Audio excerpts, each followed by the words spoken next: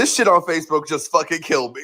Dear Santa, I am writing this on the day after Xmas, and I am very sad. I only received one of the two presents I asked for. This on the day after you ate my cookies, I will assume that my missing gift was a mistake. I will give you 1 week to fix this, Jeremy. Dear Jeremy, I am sorry you are disappointed with your presents. You asked for 2 very expensive presents, and Santa can only do so much. You need to learn to be grateful for what you have, not upset about what you don't. If you continue to complain, I will have no choice but to add you to the naughty list next year, Santa. Dear Fatty, your threats don't scare me. I played your game and you did not deliver. This is not okay. I will give you 1 week and then you will pay. Jeremy. P.S. I don't know why you care that it's expensive when you have elf slaves to make things for you. I think you are naughty for having slaves. Period, Jeremy. Tell that fat bitch. Dear Jeremy, you are being a very bad little boy because you cannot be happy with what you have. I have talked to your parents and told them to take away your Wii U. Wow. Fucking dick move. Now you have nothing. Once you learn to be grateful, perhaps you can have it back. I am very disappointed in you, Jeremy. You will need to be an extra good boy this year if you want to make it back on the nice list. And this shit's still going. Dear Santa, I do not like that stunt you pulled in my pants. You are on my naughty list. Now be afraid. You look slow and easy to kill. Enjoy your cookies next year because they will be poisoned. I hope you die. Jeremy was not fucking playing. Okay. All right. Good evening, everybody. Welcome to the Vibe Program. I'm your host, Joe Newman, a.k.a. Good Lawgic. As we come to the end of the week. Oh, my God. Missing lights. Watch this. Ooh. Yeah. That's better. All right. So, I got a busy show tonight. Yesterday, I was bemoaning the fact that there was nothing happening in the world, and God answered my prayers and basically made a whole bunch of not really terrible things, interesting things happen. And it was like, here you go, Joe. Here you go. A little softball for you. So, thank you, God. Appreciate that. Much obliged to you for that blessing and every other blessing, and ask for your continued blessings. So, I also have a whole bunch of funny videos that I found, which I'm probably going to sprinkle in 1 or 2 here or there as story appropriate, and then backload on the end. So make sure that you're here throughout. You can buzz in and out. I don't know what you're going to miss. It's a 2-hour show. I know. And sometimes it runs longer. I know. It's crazy. I work way too hard. All right. Well, with that being said, I think we need to start tonight. I think it's important we start tonight with this story, which goes all the way back to 1971. I was just a young lad at this time. This story goes all the way back to 1971. What am I talking about? What are you talking about, Joe? Well, this is an article from the LA Times from September 18th, 1971. What do they write? Karenga sentenced to 1 to 10 years for torturing woman.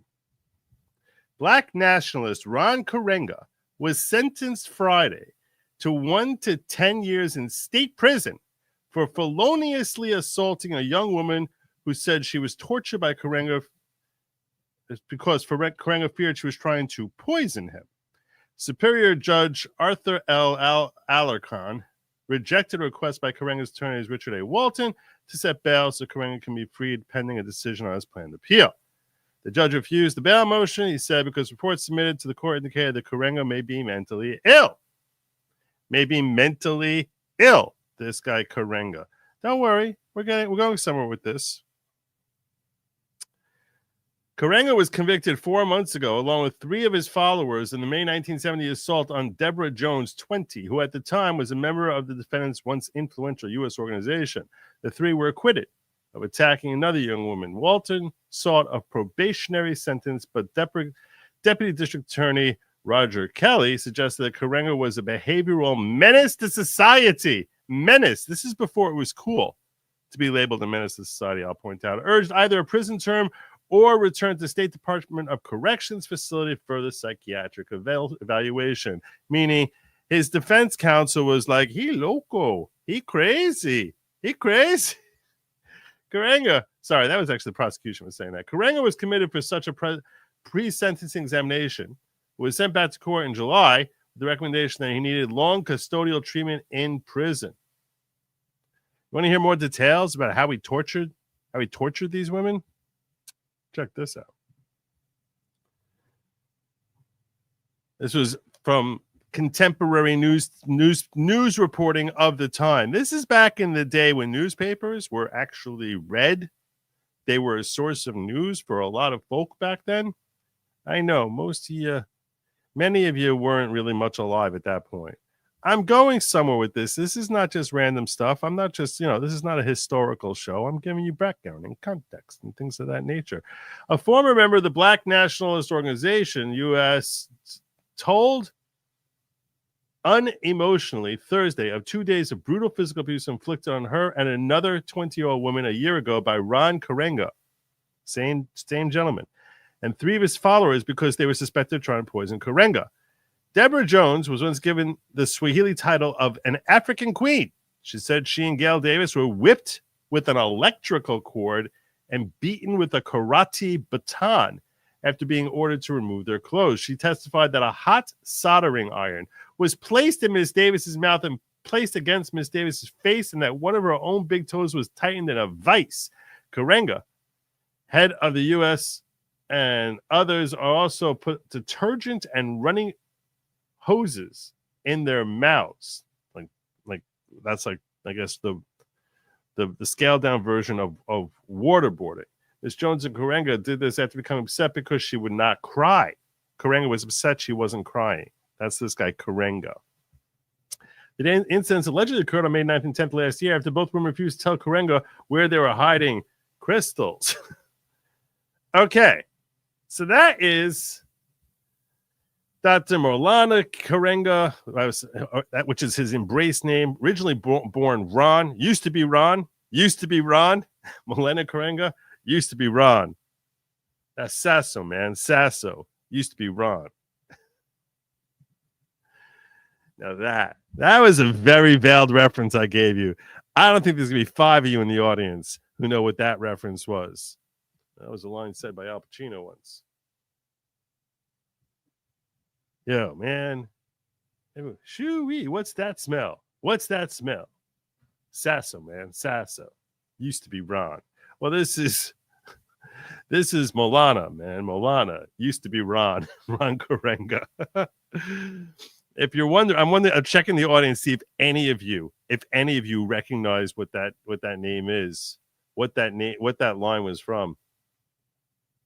Anyway, well, you know what? You want to know what else he did, this guy? You know what else this guy did? This Ron Karenga guy? This Dr. Maulana Karenga? Yeah, he also invented Kwanzaa. That's right. The inventor of Kwanzaa in 1966, the inventor of Kwanzaa also happened to be someone who, on the side, would torture women and folks thought was a friggin' lunatic. That's what people just assume. This guy's crazy. Like he's torturing women, saying, "Where are you hiding the crystals?" So that's this guy here. Very, very, very good. I'm very impressed with you. Kevin T. got it. Carlito's Way. As well as William Bowers and David Cherry. Look at you, 4 of you. 4, 5. Not bad. Not bad. I'm very impressed. Ooh-wee. That smell. What's that smell? Sasso, man. Sasso. You'd be lost in a dumpster. No one gonna find you for days. One day someone would be like, woo wee, what that smell? Hey, remember me, Benny Blanco from the Bronx. So where was we? Yeah, so let's talk a little bit. So he invented Kwanzaa in 1966. And by the way, I said, give me a breakdown of everything I need to know to be the smartest person about Kwanzaa. That's how you, and now I'm sharing that with you. This is basically this is the source of all knowledge that we have in 2024, and that is Grok. So it draws inspiration from various African first fruits or harvest celebrations, although it's not ancient tradition. The name Kwanzaa comes from the Swahili phrase of Matunda ya Kwanzaa. Notice how they spell Kwanzaa here. Yeah, that's because the whole Kwanzaa, the way they spell it now, is a typo. This is such a new holiday. It actually is a typo.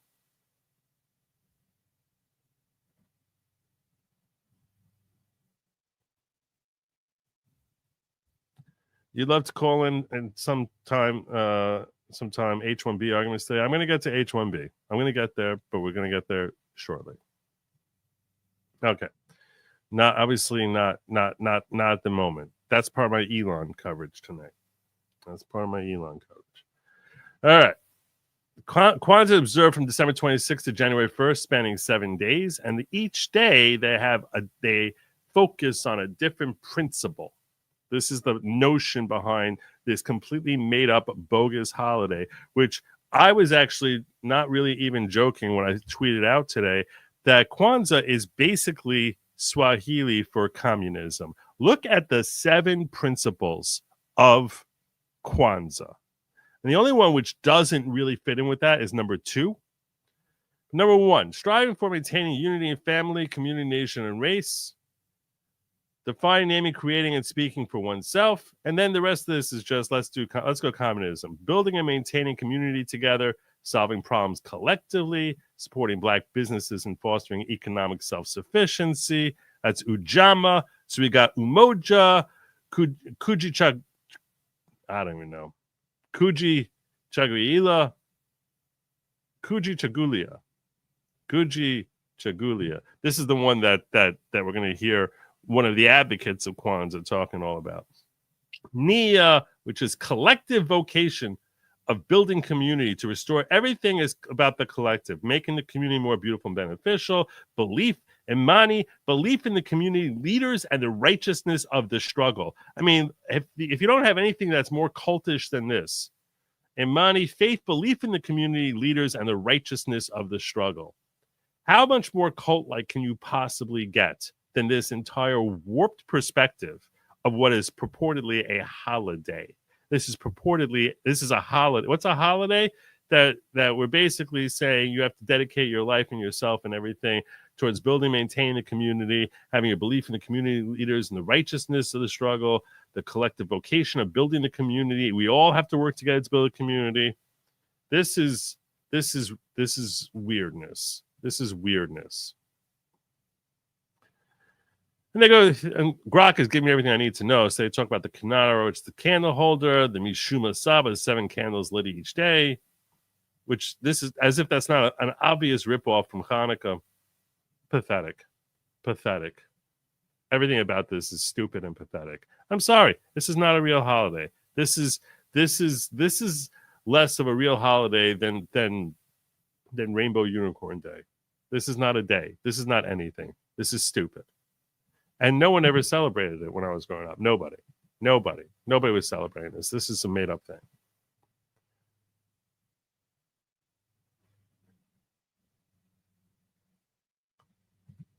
Hey, on Christmas Eve, I did 3 yellow super chats, get to 15 in one of the last 30 seconds. Do we win?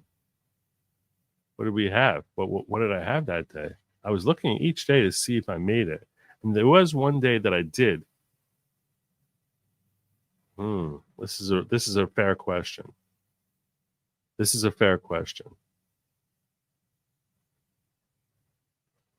This is a reasonable question. This is a reasonable point. I think that might have been my mystery gift day. All right. I'm gonna come back to this. I'm gonna come back to you, Pam. I need to think on that a little bit. It's a fair request. All right. Well, you want to know who is celebrating this made-up holiday? Well, one person who's celebrating it, one entity who's celebrating it, is obviously Elmo, who has to send out this happy Kwanzaa.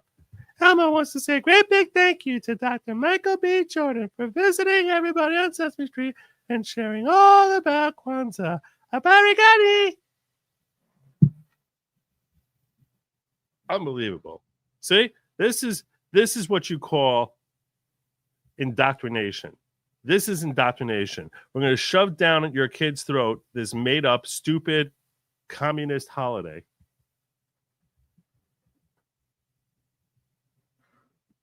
Which is all the earmarks of DEI and divisiveness, and this is what, and they make it as if this is joyful. This is what Kamala meant by joy. This is what Kamala meant by joy. It's Joe Biden here. Jill and I wish all those celebrating.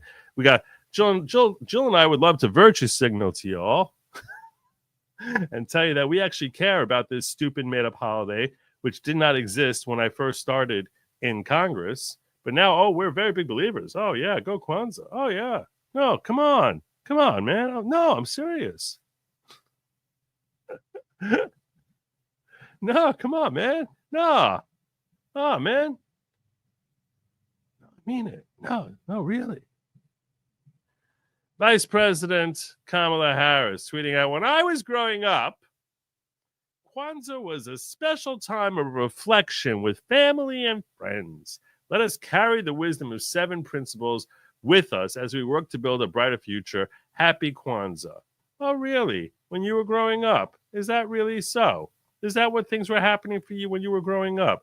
You're born in 1964, and there was no such thing as Kwanzaa when you were born. But you were growing up. This was a special time of reflection. Tell us more. Tell us more. Tell us more, sister. Tell us more. You know, my sister and I, we grew up celebrating Kwanzaa every No, you did not. No, you didn't. year. Our family and our extended family, we would gather around across multiple generations. Your family. You realize that this is an African holiday, and nobody who's related to you is African. Nobody who's related to you is black. Look, do you have darker skin hue than I have? Certainly. Certainly. Are you able to pass for black based on your skin hue? I would say probably yeah. Probably yeah. But you're sitting here telling us that when you were growing up, we would sit here across multiple generations, thinking back to our days in that. You're Jamaican. Your dad never identify as being black. He's a Jamaican. Your mother's Indian. Who the heck was celebrating Kwanzaa across multiple generations? How many black folk were there? And we tell stories. The kids would sit. You wouldn't tell stories. What stories are you talking about? Oh yeah, back when we were living in the bush. Please. Stories. The only stories you're telling is right now. Right now, this is a story. Right now. Unbelievable. The audacity. This is such culture ripoff. It's a culture ripoff. You didn't do this.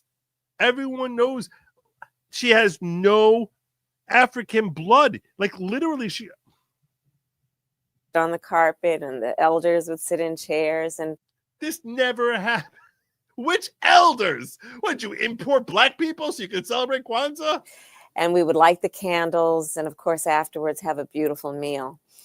And of course, there was always the discussion of the 7 principles. Always the discussion of the 7 principles. And my favorite, I have to tell you, was always the one about self-determination, Kujichagulia. And, you know, she spent 20 minutes repeating that word over and over again so she can get it right for this video. She said, wait, how do I say it? How do I say that? Could you what? Could you? Essentially, it's about be. No, I don't know what it's about. Be and do. Be the person you want to be, and do the things you want to do, and do the things that need to be done. Look, if that's really what it is, that is basically that word salad of what the hell does that even mean? That does sound like her right on point for her.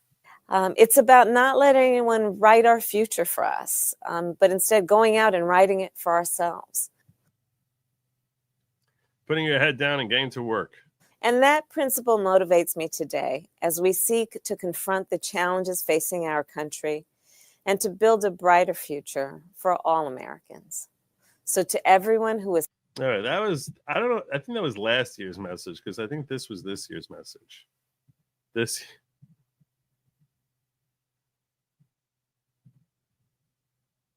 Growing up, Kwanzaa was always a special time. We came together with generations of friends and family and neighbors. There were never enough chairs, so He looks so awkward, Doug. Oh my God, the two of them. It's like the most awkward folks I've ever seen in my life. sister and I and the other children would often sit on the floor and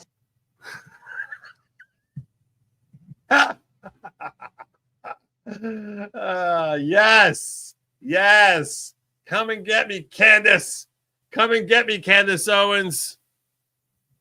together we lit the candles of the Kinara, and then the elders would talk about how Kwanzaa is a time to celebrate culture, community, and family.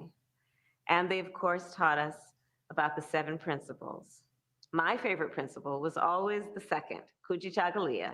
And this is like what's really hilarious about this is you all thought that her repeating herself over and over and over again was just what they rolled out for the election cycle. No, this is her.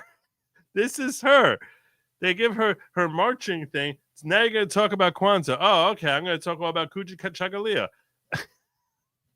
And that's my favorite. My favorite. Yeah. Like, I haven't heard her say this stupid speech 47 times before. Self-determination, the power to design your own life and determine your own future. And it is a deeply American principle. No, it's as un-American. You see, this is the problem, is that you think that these principles are deeply American. This is where you are a danger to America. Thank God this woman lost. Thank God she will never have any federal power ever again. Oh my God. This mindset should be eviscerated. It has to be decimated, obliterated, completely destroyed, because this mindset that this communistic type of sacrificing the self for the community and everything you're doing is for the community, there's nothing there. Even the way she explains her whole her Kujiwachakula is not even actual personal growth. That's actually just be yourself. That's be yourself, which is not about growing. It's just, this is really more a matter of how everything about this is so perverse and twisted from actual genuine happiness.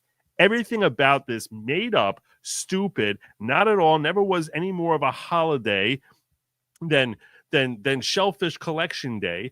But this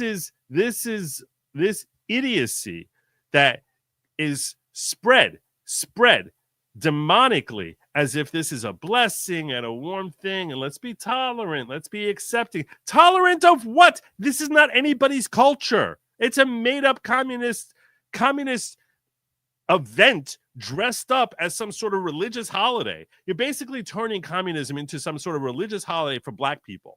A And she's wine not even castle, Black. and we Why do sat I down have for that? our taste.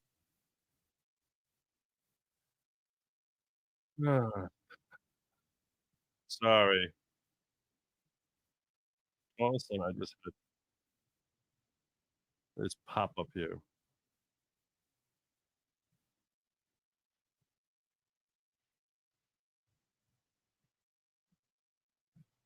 Apologize for that. That was annoying. Anyhow, my point here is this is not anything. This is not a holiday. This is not a religious or a spiritual event. And they're basically trying to turn communism into a spiritual event and dress it up like, how dare you stand in the way of this? That makes you an evil racist. And this woman who's the purveyor of socialism, that's what this whole stupid Kwanzaa thing is. And, and wokeness points out that, She was born 1964, was created in 1966, didn't really take hold until late 1970s, early 80s.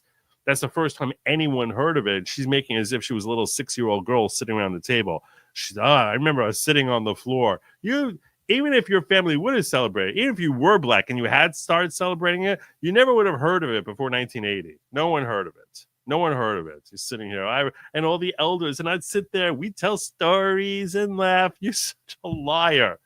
You're not even black. Oh my God. I don't care whether I really don't care about what race she is. I don't care in the slightest. I just care about the fact that she's pretending that this is some sort of heritage of hers.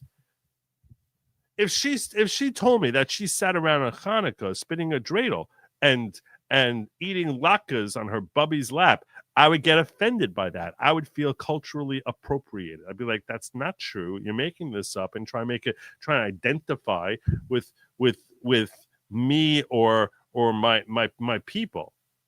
And this is just, everything about her is so gross. I'm so glad we're done with her. Oh my God. Oh my God. This is the way. You want to know how she should have delivered this thing this year? This is how the entire thing should have looked. This is how it should have looked. Growing up, Kwanzaa was always a special time. We came together with family and neighbors. Never fair. During the holiday, the children would often sit on the floor and we handled our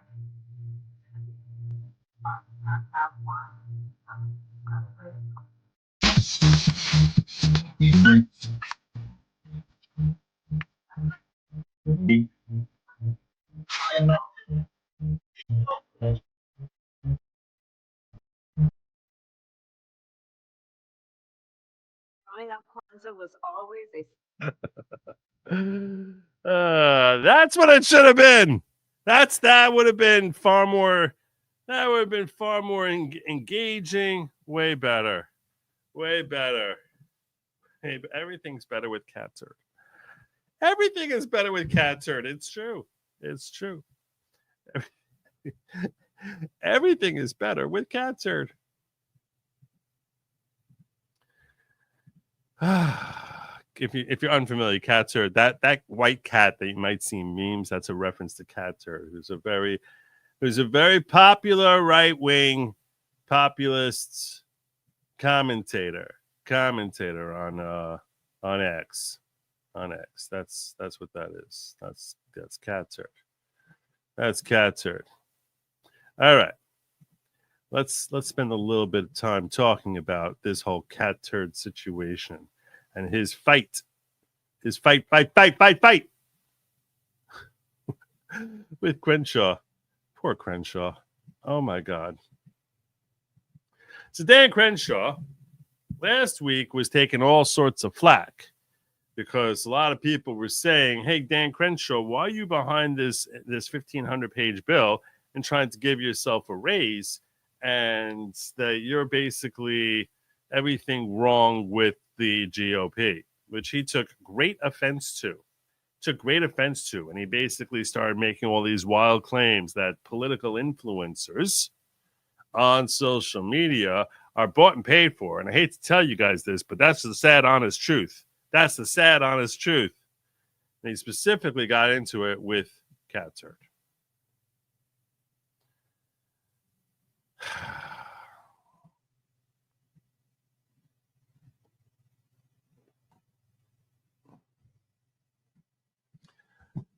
As Eric Dougherty related, Congressman Dan Crenshaw attacks pro-MAGA X accounts, stating the following, quote, voters shouldn't trust these random click-chasing accounts.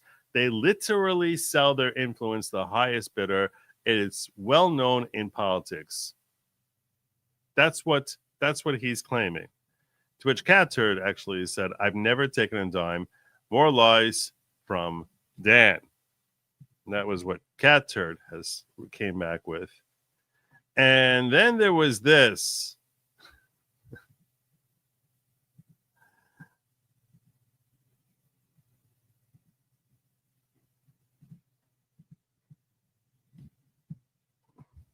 Christine Campbell reported information about Dan Crenshaw. FEC finds Representative Dan Crenshaw for taking over $220,000 in illegal campaign contributions. This isn't the first time the Texas Republican has run afoul of federal ethics law.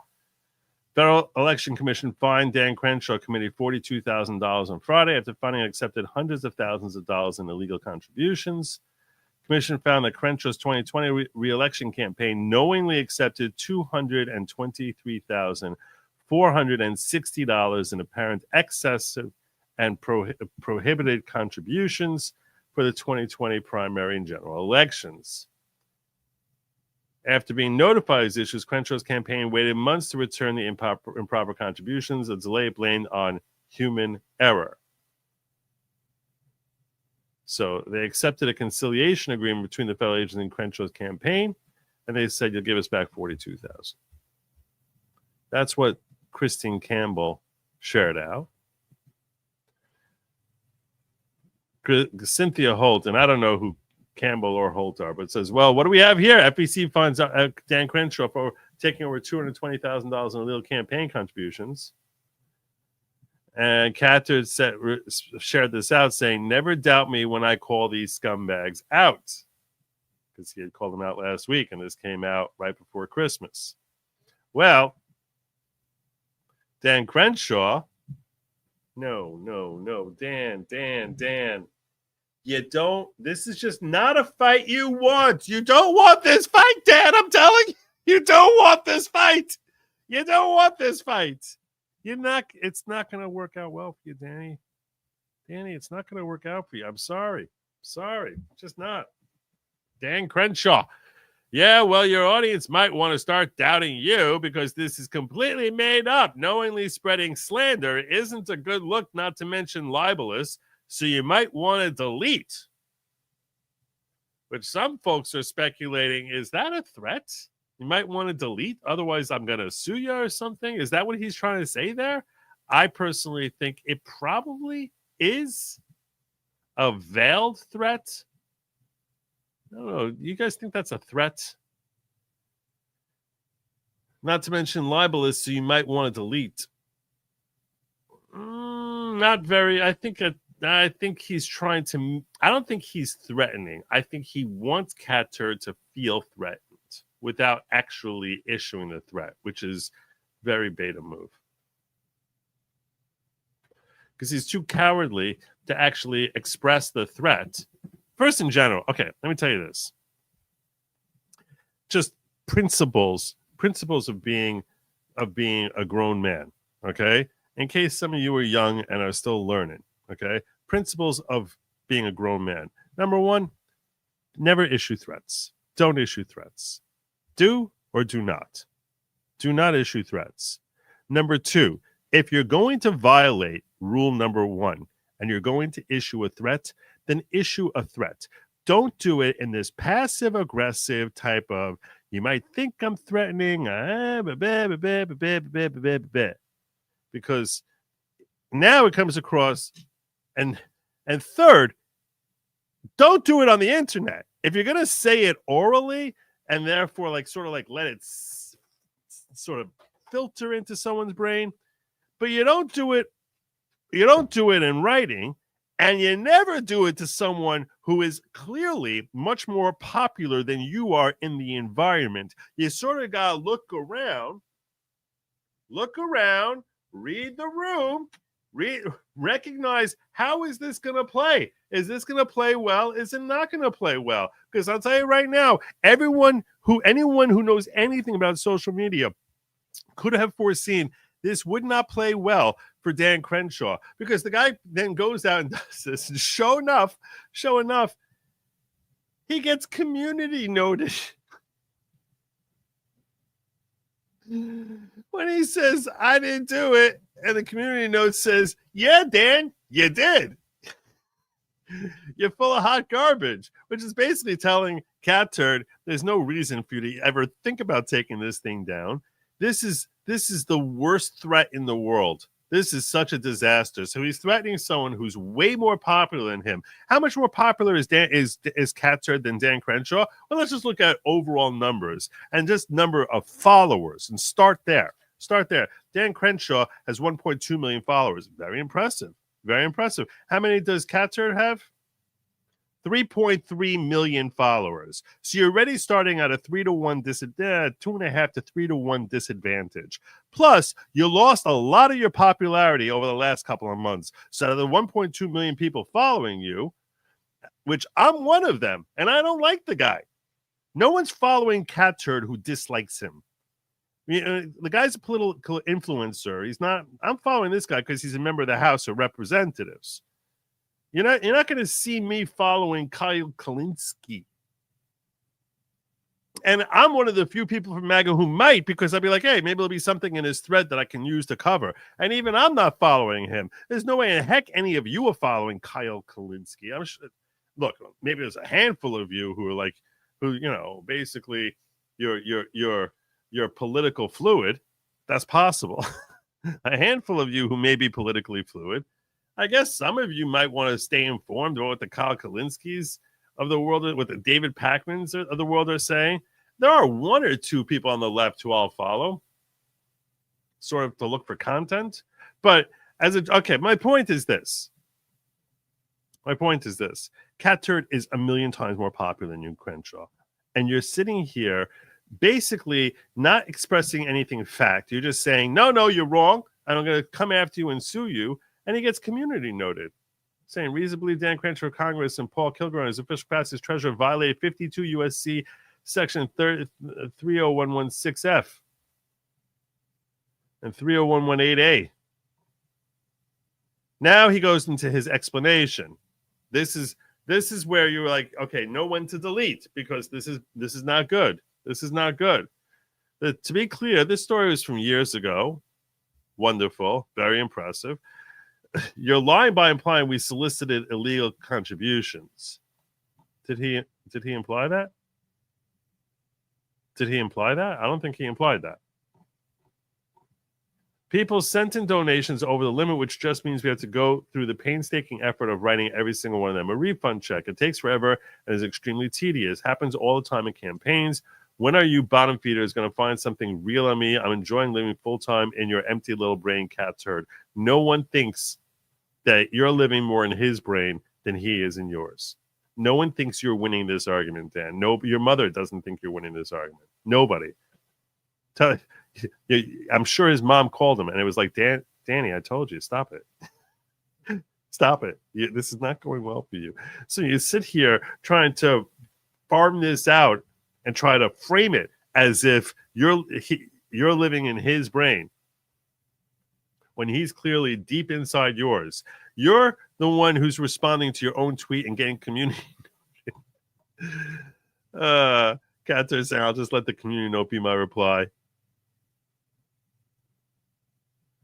Michael Malice saying, did they take your testicles when they took your eye? You tweet like a hysterical female. Yeah. This is terrible. This is so bad.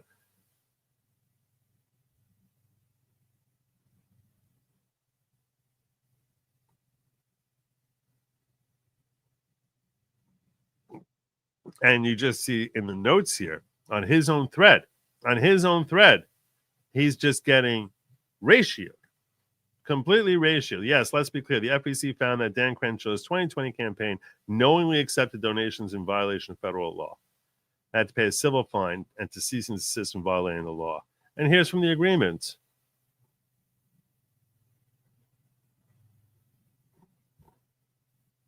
Was found not guilty.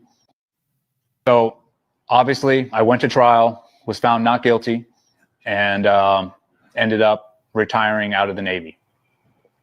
Not long after I retired, I got invited to a Turning Point event by Nine Line. While at that event, I haven't heard this yet, so we're hearing it together, fresh for the first time. Together, this is like how I bond with you.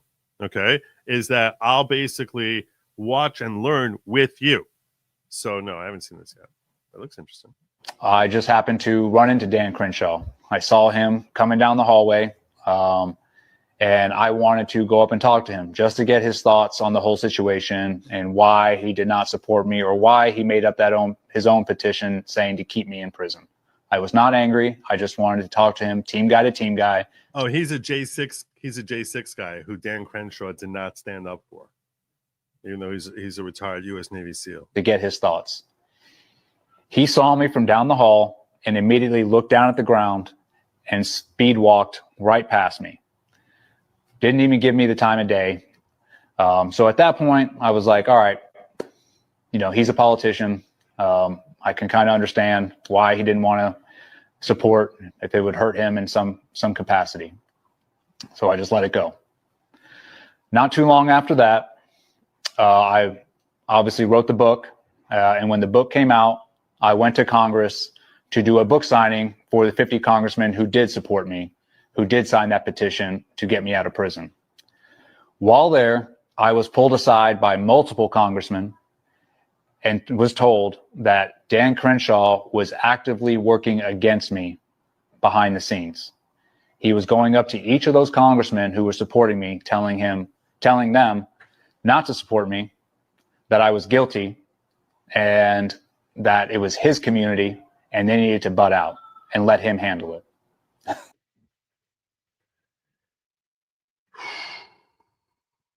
Now, that's all hearsay, but, we did hear it and he did say it. So, but yeah. So a lot of people coming out of here. How he took money from, I don't know if he took money from Ukraine. I don't know about that.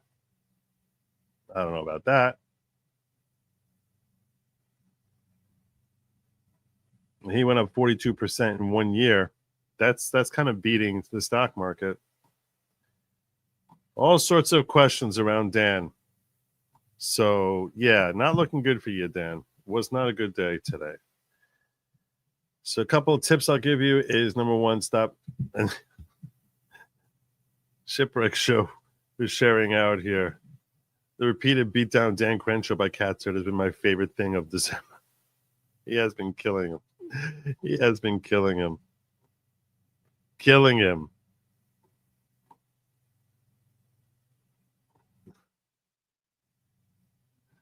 All right. The other topics related to Elon and Vivek. I think I might get some of you mad at me. I have a feeling, and you look, let's just have this conversation as level-headed adults. Let's just have it. Don't get mad.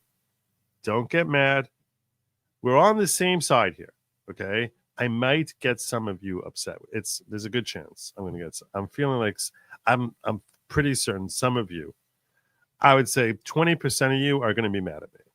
I'm warning you. Let me get to super chats and then I'll get into it.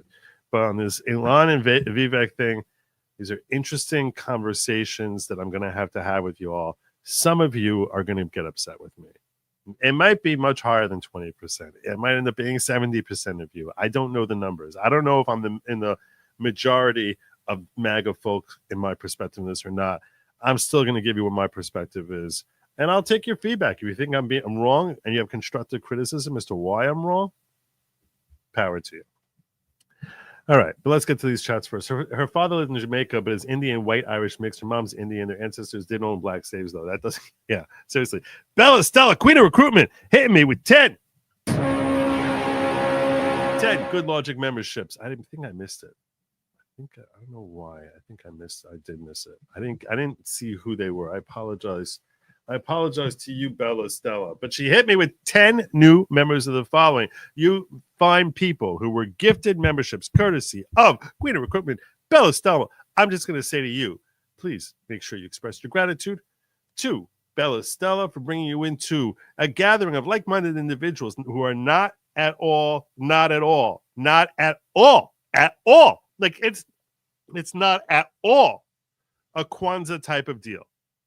It's no, I really mean it. It's not at all a Kwanzaa type of Kwanzaa.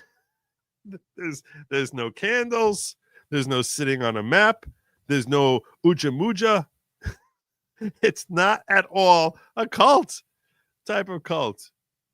It's just about community, unity, and leadership training, but it's not at all a Kwanzaa. It's not at all. It's not. It's not at all a Kwanzaa type deal. Oh my God. Seriously. It's not. Honest. Hi, Lily. How you doing? It's been a long time. I hope you enjoy your holidays. Hey, that's my community note. Is it really? Good for you. Look at you. Did you really write that? Good job, Elegant. Eddie Gallagher was charged stabbing a 17-year-old ISIS member. Oh, is that what it was? Oh, wasn't it J6?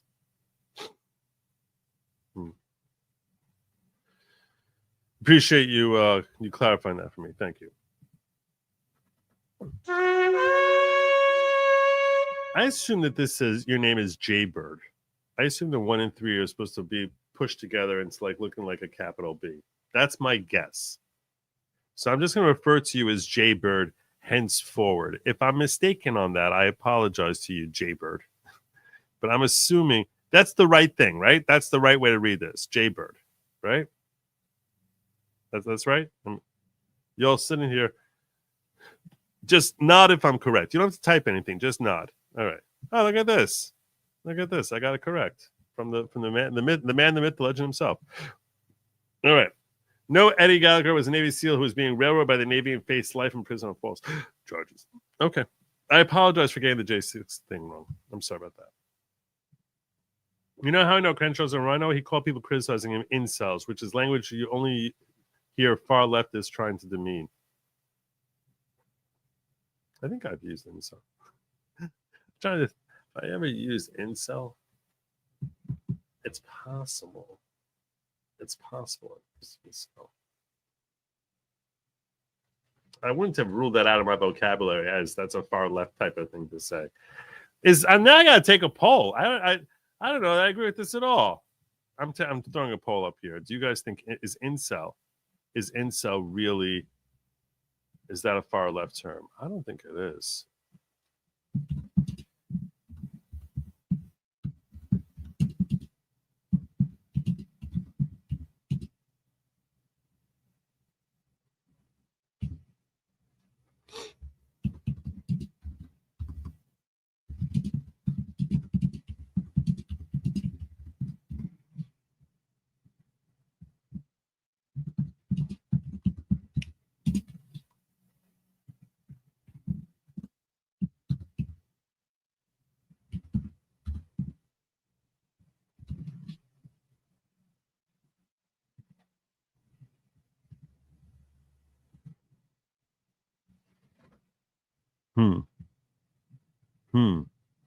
I'm gonna check in on that soon. I'm mad already. Listen to Dom Lucre. You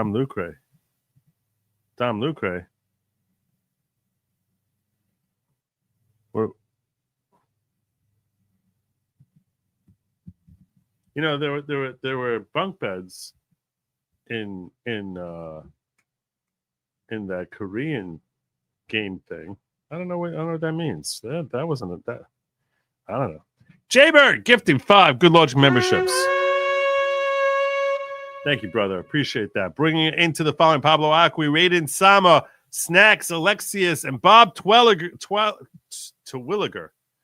Bob Terwilliger. These are 5 names I don't even recognize who now have been bestowed by Jaybird with being brought into the following. I mean, think about it. It's Christmas time. You're alone. Things are, you maybe you got some stinky gifts. Maybe not cool gifts like I got, because I get cool. When I get gifts, I don't get gifts often. When Lady Lawgic gets me a gift or my family gets me a gift, they know what they're doing. I couldn't even believe it. Today, my daughter and son-in-law got me like, I don't know, certainly one of the coolest gifts I've gotten in the last 6 months. Absolutely. Check this out. He sent me a thing about cufflinks, whatever. I'm gonna leave that part out. But check this out. Check out these cufflinks. Oh wait, I gotta see that it's coming in well. I can't really see. Look at this. Look at this. That's what I got for Hanukkah. See, it says good Lawgic in there. Hey, look at that. Look at that. Look at that. There you go. There you go. I thought that was very cool.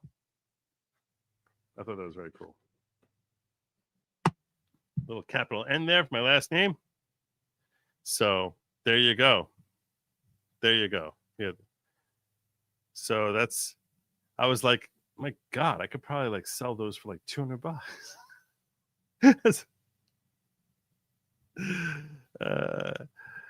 I'm not selling you my gift. Anyhow, so those of you who are brought into Courtesy of Jaybird, I say to you, whether you gotten gifts, you haven't gotten gifts, you've now been given the gift of life, the gift of growth, the gift of actual, genuine, real, serious happiness, as opposed to latching on to some sort of fake pseudo community where they're basically milking you like some stupid sheep and they just want to slave you to death like your poor boxer from Animal Farm. No, you're part of a group of people who are looking towards their own self-determination, genuine self-determination, genuine personal growth, genuine actual development into something greater than what they were born as.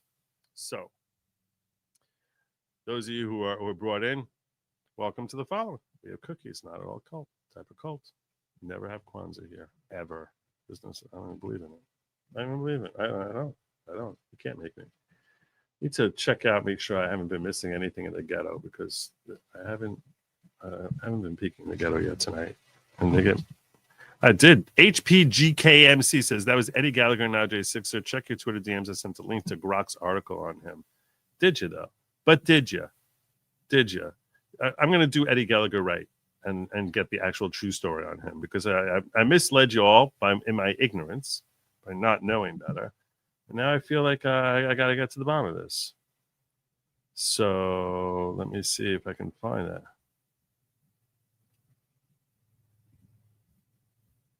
I think this is Larry. Yeah, this is Larry. So Larry shared this with me here. And what it says is lasagna cooking instructions. Nope. I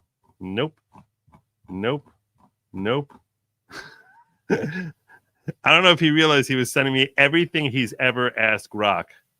So we're not going to look through how Eddie made lasagna. Okay, we're not going to be judging him on that.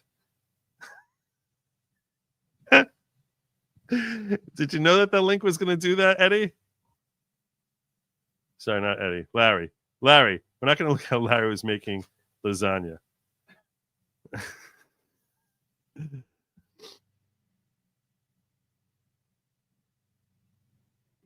Well, all right. So Eddie Gallagher is a retired United States Navy SEAL, became widely known due to his involvement in a high-profile war crimes case. Here's a summary of his background and the events surrounding his case. Well, so he joined the U.S. Navy in 1999, became a SEAL in 2005. Over his career, Gallagher had served multiple combat deployments, including in Iraq and Afghanistan, and decorated with several awards, including 2 Bronze Stars. September 2018, Gallagher was charged with multiple offenses on the Uniform Code of Military Justice, including premeditated murder, attempted murder, and posing for photos with a corpse. The most publicized charge involved the alleged stabbing of a wounded 17-year-old ISIS prisoner during operations in Mosul, Iraq in 2017.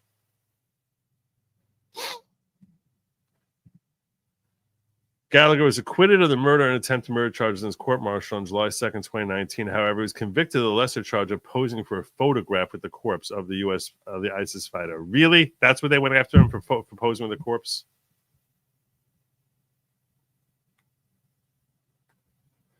And he ended up getting 4 months in reduction in rank.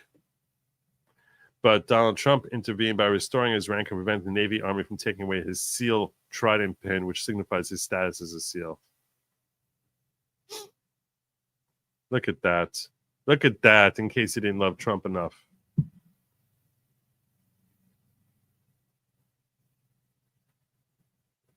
Case led to significant controversy. Gallagher receiving support from some political figures and conservative media, while others, including some fellow SEALs, accused him of misconduct and criticized the handling of the case of both the military justice system and political figures. All right. This entire thing leaves me with a real genuine dilemma, and that is, even if I don't bring up Larry's like links and like look at what he's been searching Grok for, if I sort of feel dirty peeking through it, even in the privacy of my own time. Sharing it with you feels really gross and nasty. So that I'm not doing. I can't deny the fact that, and now that I saw the lasagna thing up there, I'm sort of like really tempted to see. I wonder what else he's been searching with Grok. And that sort of feels as if I'm going through his medicine cabinet, which I've never done before. I've never opened someone's medicine cabinet. So my question is, do I just burn it, or do I? What do I do with this? What do you guys? Do you guys? I should just burn it, right? Just delete it now. Just burn it now, right? I feel really gross. Still curious. Still curious. Not gonna kid you. I just closed it. I closed it. It's gone. It's gone. No, I wasn't gonna give you. I wasn't gonna give you guys a peek. That was not gonna happen, Veds. That was not gonna happen. That'd be wrong. If he wants to share with you, he can share with you. But that would totally just be wrong. All right. The two stories I really want to get into are the fights within MAGA. That's what I really want to go to. We wear the matching tracksuits and live in an abandoned mansion on the South Jersey Shore strictly by choice. 100% by choice, voluntary. Totally voluntary. Yeah, speaking of the matching tracksuits, the other day, Drop Barracuda, I'll save for Drop when he's here. He usually joins the show late. So I'll save later talking about Drop Barracuda and the tracksuits he shared with me, because I don't think he's here yet. So he usually shows up late. All right. All right. Let's get into Elon and Vivek.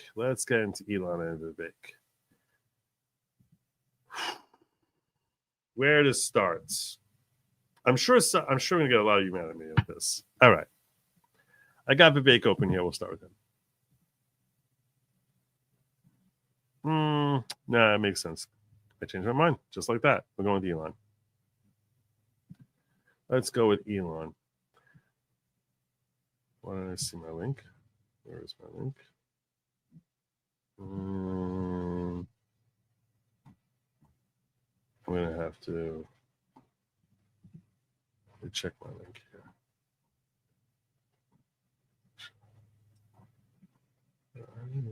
There it is.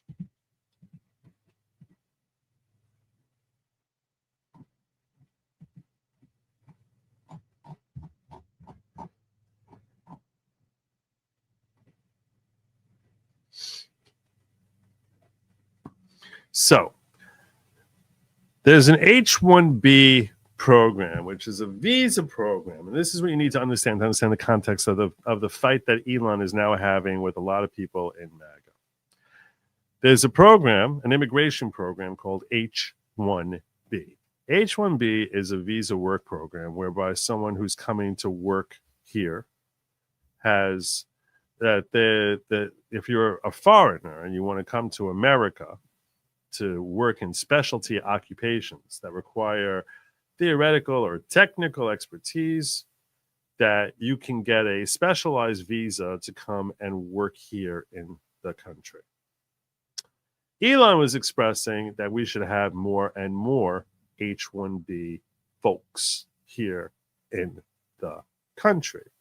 This has led to a lot of people who are looking at themselves as America first, saying, why the hell are we importing talent rather than just cultivating from natural talent that's here? Elon has not backed down from this perspective. And he's like, no. You don't understand. I'm not talking about bringing in here hundreds of thousands of people.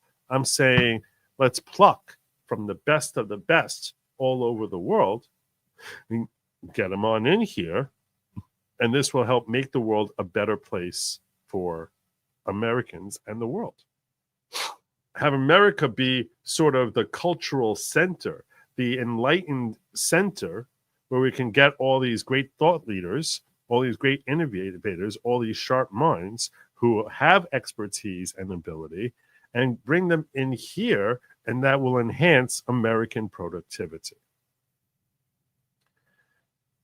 This, as I said, has bothered a lot of people who are like, we already got 20 million too many illegal aliens here. We should be shutting down immigration altogether. And this is really a question as to what, and I'm going to ask you to just ponder this question. What is more of an America First perspective? Is it more that I'm putting America first by saying you want to work in this American company, you have to be American? Or is it more America First to say, hey, if I pluck in talent from the outside and now we're able to build and grow more things, in that case, that's going to help America. That is helping America. I'll give it to you this way, okay? Think about it this way. Here's an example where I think everyone would agree with this, right? Imagine that the most skilled, talented, and brilliant surgeon in the world was some guy living in Germany or in England or in India or, I don't know, Ghana. This individual, who's obviously a man, now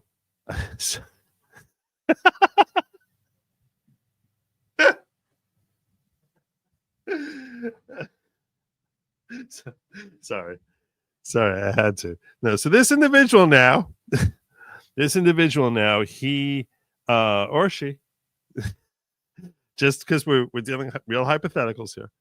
So this individual now, if I told you that we can bring this person to come work in some hospital in New York or Boston or some other high-end medical facility, I'm fairly certain that every one of you would be like, that's enriching America. That's not depriving America. It's not, oh, boo-hoo, what's going to happen to the other surgeon who he's replacing? You figure that surgeon will probably find another job somewhere else. But that's overall, I think every one of you would say, that is putting America first, because now you're going to have a lot of American lives that are going to be saved by this person who is uniquely situated and has the unique capacity to save American lives, that he's actually working here rather than saving lives in Germany, UK, or Ghana. So you're much happier if this person is here, right? I mean, that's just reality. I mean, I think everyone understands that. I'm not bringing him in here because of the empty, stupid, backward, nonsensical, what does it even mean concept of diversity is our strength. No, I'm bringing in here because this guy is uber talented and is far more capable than any other human that we could possibly bring in here of any DNA, origin, race, religion, or extract or political affiliation. This is the most talented person in this particular thing. I think every one of you would say, yeah, of course, that's a blessing for America. Right? So if you start with that concept and you look at it that way, and we accept the fact that there is a premise that we can say that's part of America First, is bringing the best and the brightest out here from outside the world and cultivating and saying, hey, come work here, luring them away from these third world ridiculous run-of-the-mill kind of, backward nations like, I don't know, Germany. And you basically say, instead of working in, your little rundown, your little poverty-stricken, pathetic country, you actually come to the greatest country on earth. In that case, I think a lot of you would be like, okay, that's a win for America. And this is not the first. We actually did it technically with rocket scientist Wernher von Braun during World War II. We stole him from Germany and brought him in here so we could help build the H-bomb. So this is not a new concept. This is something that nations across the world have been fighting over the top tier talent. Now, then the question is, though, okay, it's very easy when you're talking about a brilliant mind who's unique in the industry. But what about bringing in 1,000 people? And that's where people are like, well, okay, so now, are these really all better than Americans? Are they really all better than Americans? Because that's what Elon's talking about here. Elon's perspective is, hey, let's bring in like a lot of people. Let's bring in tens of thousands, and we're talking about from 8 billion people. Let's bring in the top 0.001% 0.01% of talent across the globe in the STEM fields and have these folks come in here and turn America into a nation that is the pinnacle of scientific achievement in the world. And I think you can make a fair argument that there's logic behind that. I'm seeing all sorts of nope, Joe, you idiot. That's what I'm seeing here. I'm seeing no, Joe. So you're telling me instead of that, we should be getting someone from, from Dartmouth who's, has a nice woke degree there and speaks English with a much less of an accent, even if they're less talented.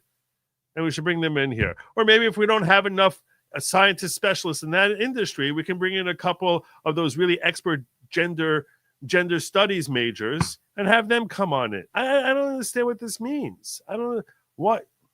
Okay. I'm absolutely. See, I told you some of you were going to get mad at me. I knew. Hell no. I'm getting hell no.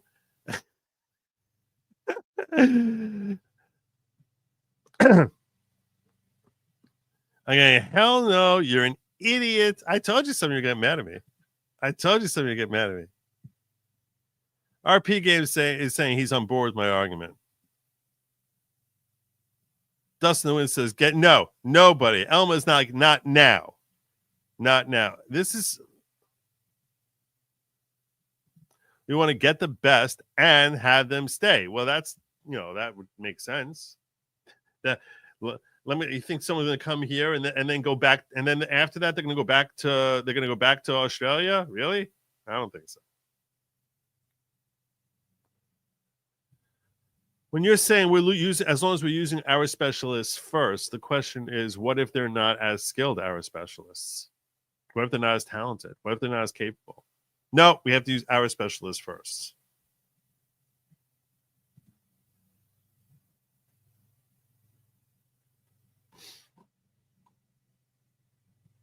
Death Angels like deport all H-1B people. That would include Elon.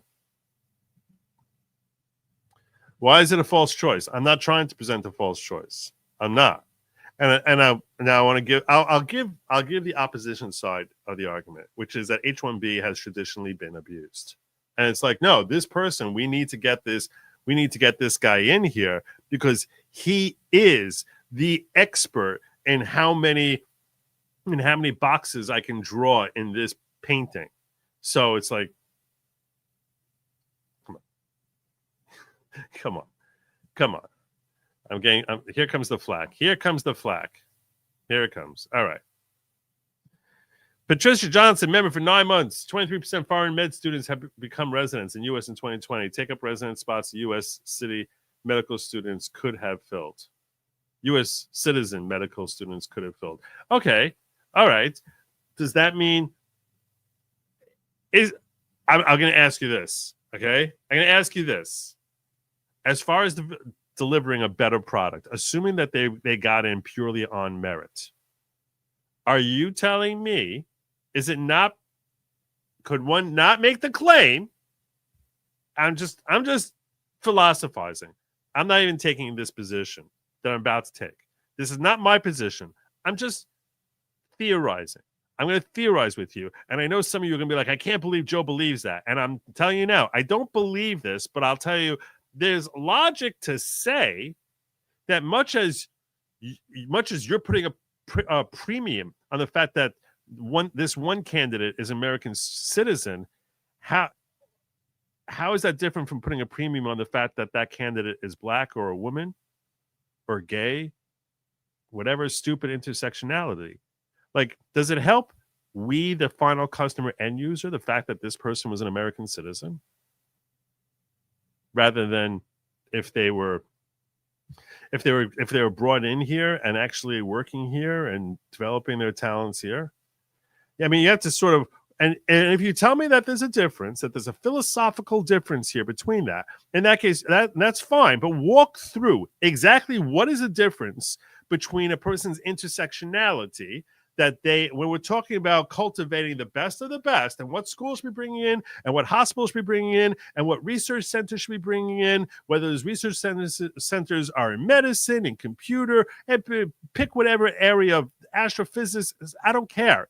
Whatever STEM area you're talking about, engineering, developing and making America better with better products, better services, and better capacity to outproduce and outperform the rest of the world. So you're telling me that you definitely don't want to put a premium on the person's genitalia. You don't want to put it on their race or their religion or their skin color, but you are totally happy to put a premium on the fact that this person has born in the USA on their birth certificate and the other person has born in Austria.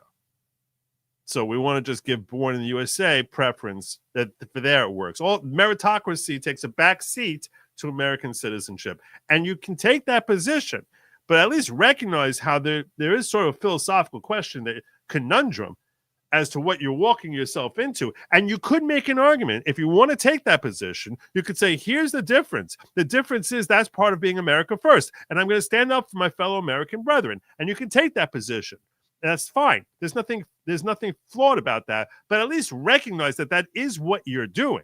In other words, you are putting a premium on the fact that this candidate here for schooling, for a job, or for whatever it is, that they just happen to be, that their parents are both American, or they happen to be born on American soil. So that, so that makes them all of a sudden dyed in the heart, red, white, and blue, and they might hate this country. They might think that they might be one of the crazy woke leftists that you despise, but they have American citizenship here on their birth certificate, as opposed to some Polish guy, some guy born in Poland who was never American and thinks Donald Trump is the greatest human ever and that he loves everything about American ideals, but doesn't happen to be American. And you want to say, no, we need to give it to this American person because they're the Yankee baby for the parents, and even though he hates his country and despises it, and is a little bit less talented than the Polish guy, that's the American. I want to give that to him because he's my American brother. And you can take that position. I'm just pointing out to you that you are making that choice. You are making that choice, and it's sort of it's not, It may not always be as crystal clear when you look at the person's ideology that just because they happen to be American citizen, that makes them something that's actually more promoting American ideals. I would be happier if instead of looking at the person's birth certificate, suppose looking at their citizenship, actually look at what their ideals are, and you want to use that as a qualifier, I would be down with that every single time. I personally would be like, that should be part of the qualifications. That's someone who I want to support. That's someone who I'd be like, I don't care if this person is an American citizen, non-American citizen. If this person believes in the civil liberties that we have here, they believe in your right to a Second Amendment, your right to a First Amendment. They believe in your right in the federalist system we have here and promoting the United States of America, and they happen to not be an American, I far prefer favoring that individual to Swalwell or AOC or David Pacman or Cenk Uygur or all these other crazy, stupid leftists, whatever, to Elon Omar, to Rashida Tlaib's. I would give it to that Hungarian guy there, that president of Hungary, 100 days over and over again. I give him a job. I give him preference, and you would too. Every one of you would. Every one of you. Every one of you. You tell me, because Rashida Tlaib's an American, so she's more important. She's more important than someone who actually loves American ideals, who happens to be Polish, or Hungarian, or Romanian. Come on. This is I'm right. You might not like what I'm saying, but you have to know I'm right here. I mean, there's no question I'm right.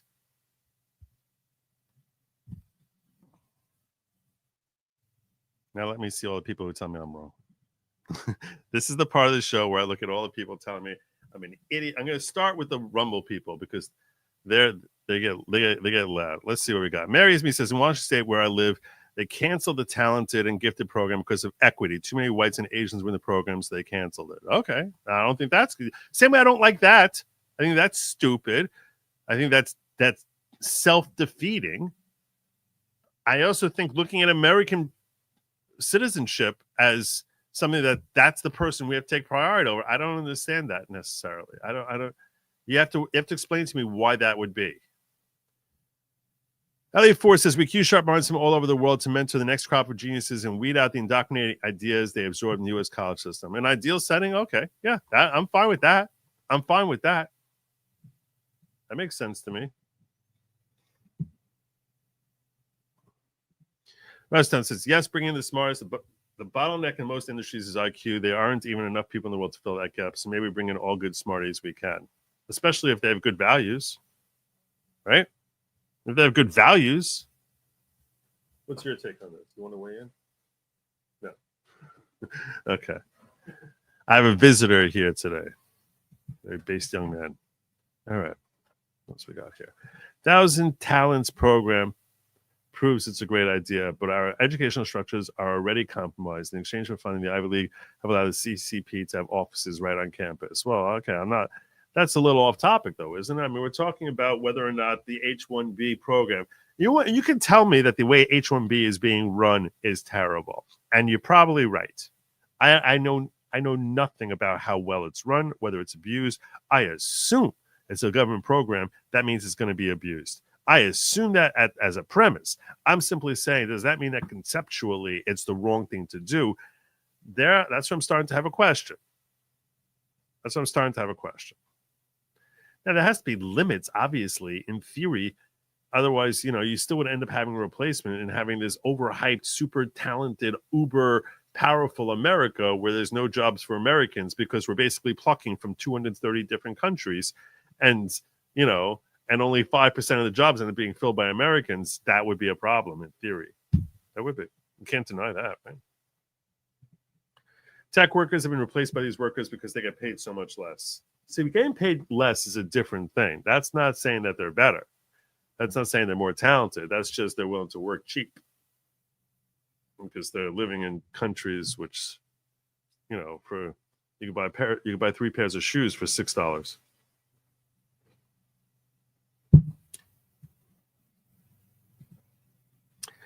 FYI versus VB, did the moon rocket not H-bomb? Oh, Werner Brown, did the moon rocket not the H-bomb? There's a song. I learned about Werner von Braun from a song from what was his name? There's a singing comedian from like the 60s.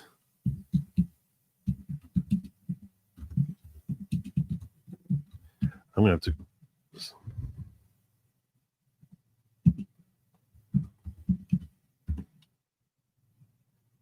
Tom Lehrer. That's it.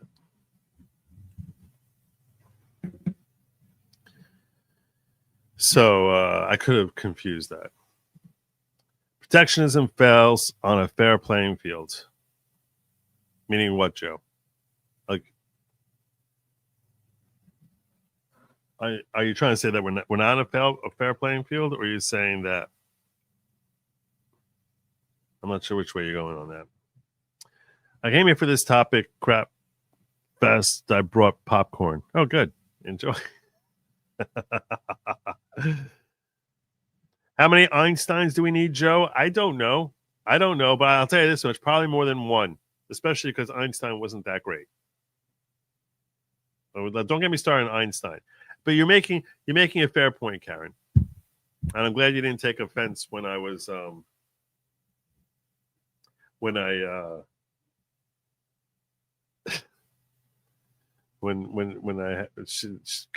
was a great sport. When I had a call-in show once, you can see from the flag here, the Karen is German. So I'm glad you didn't take offense when I was just talking about how Germany is a third world country. So she happens to be a phenomenal sport. When Karen was from Germany called into my show like 2 months ago. So she's an older woman. And she was talking about how her husband was sent from Germany to come work here. I think that's what she was telling me, something about that. And that he ended up like listening to what he was told. So I said, "Oh, your husband was just following orders," and yeah. So she was like such a great sport about it. She's amazing. Anyway, that's Karen. Yeah. So to answer your question, I think you're making an interesting point here. How many Einsteins do we need? The point is, there's Einstein could have been working in thermonuclear dynamics. He could have been working in medicine. Could have been working in countless STEM fields, computer engineering. It literally could have been working in countless STEM fields, automotive design, whatever it is. So yeah, we probably need many thousands of Einsteins if we could cultivate them. Assuming you're using the term Einstein for a genetic brilliant guy, as opposed to when I use Einstein, which means overhyped, not really quite as smart, but everyone thinks really, really smart person. So I assume you're using Einstein in the traditional, in the classical, vernacular, colloquial sense of the term Einstein. And if that's how you're saying it, in that case, I say to you, yeah, arguably, we probably could use like 100,000 Einsteins. That probably would be really good. Imagine how the world would be like, how amped up in our rapid development would we be if we had 100,000 Einsteins?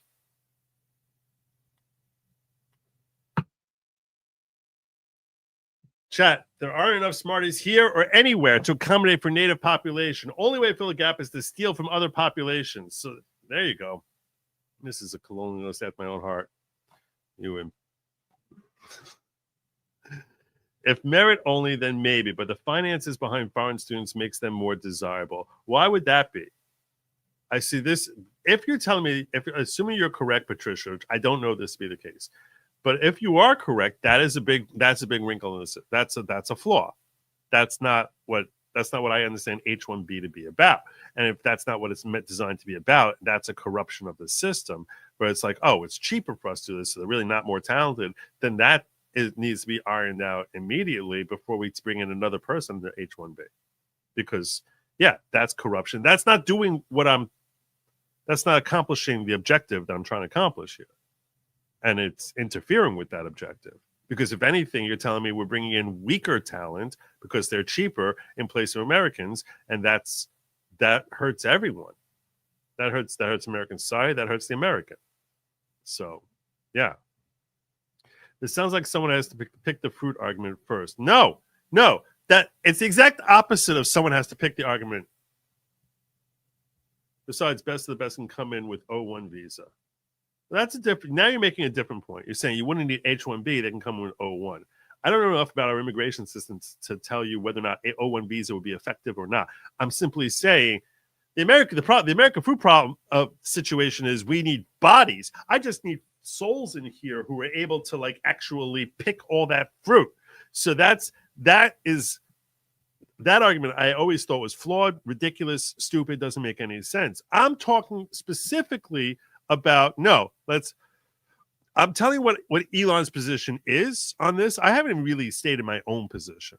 I'm expressing to you what Elon's position is on this. And he's been taking a lot of flack, and it's very hard to have dialogue in short little back and forth things on Twitter. So I basically feel as if I understand what his position is, and I'm still manning it.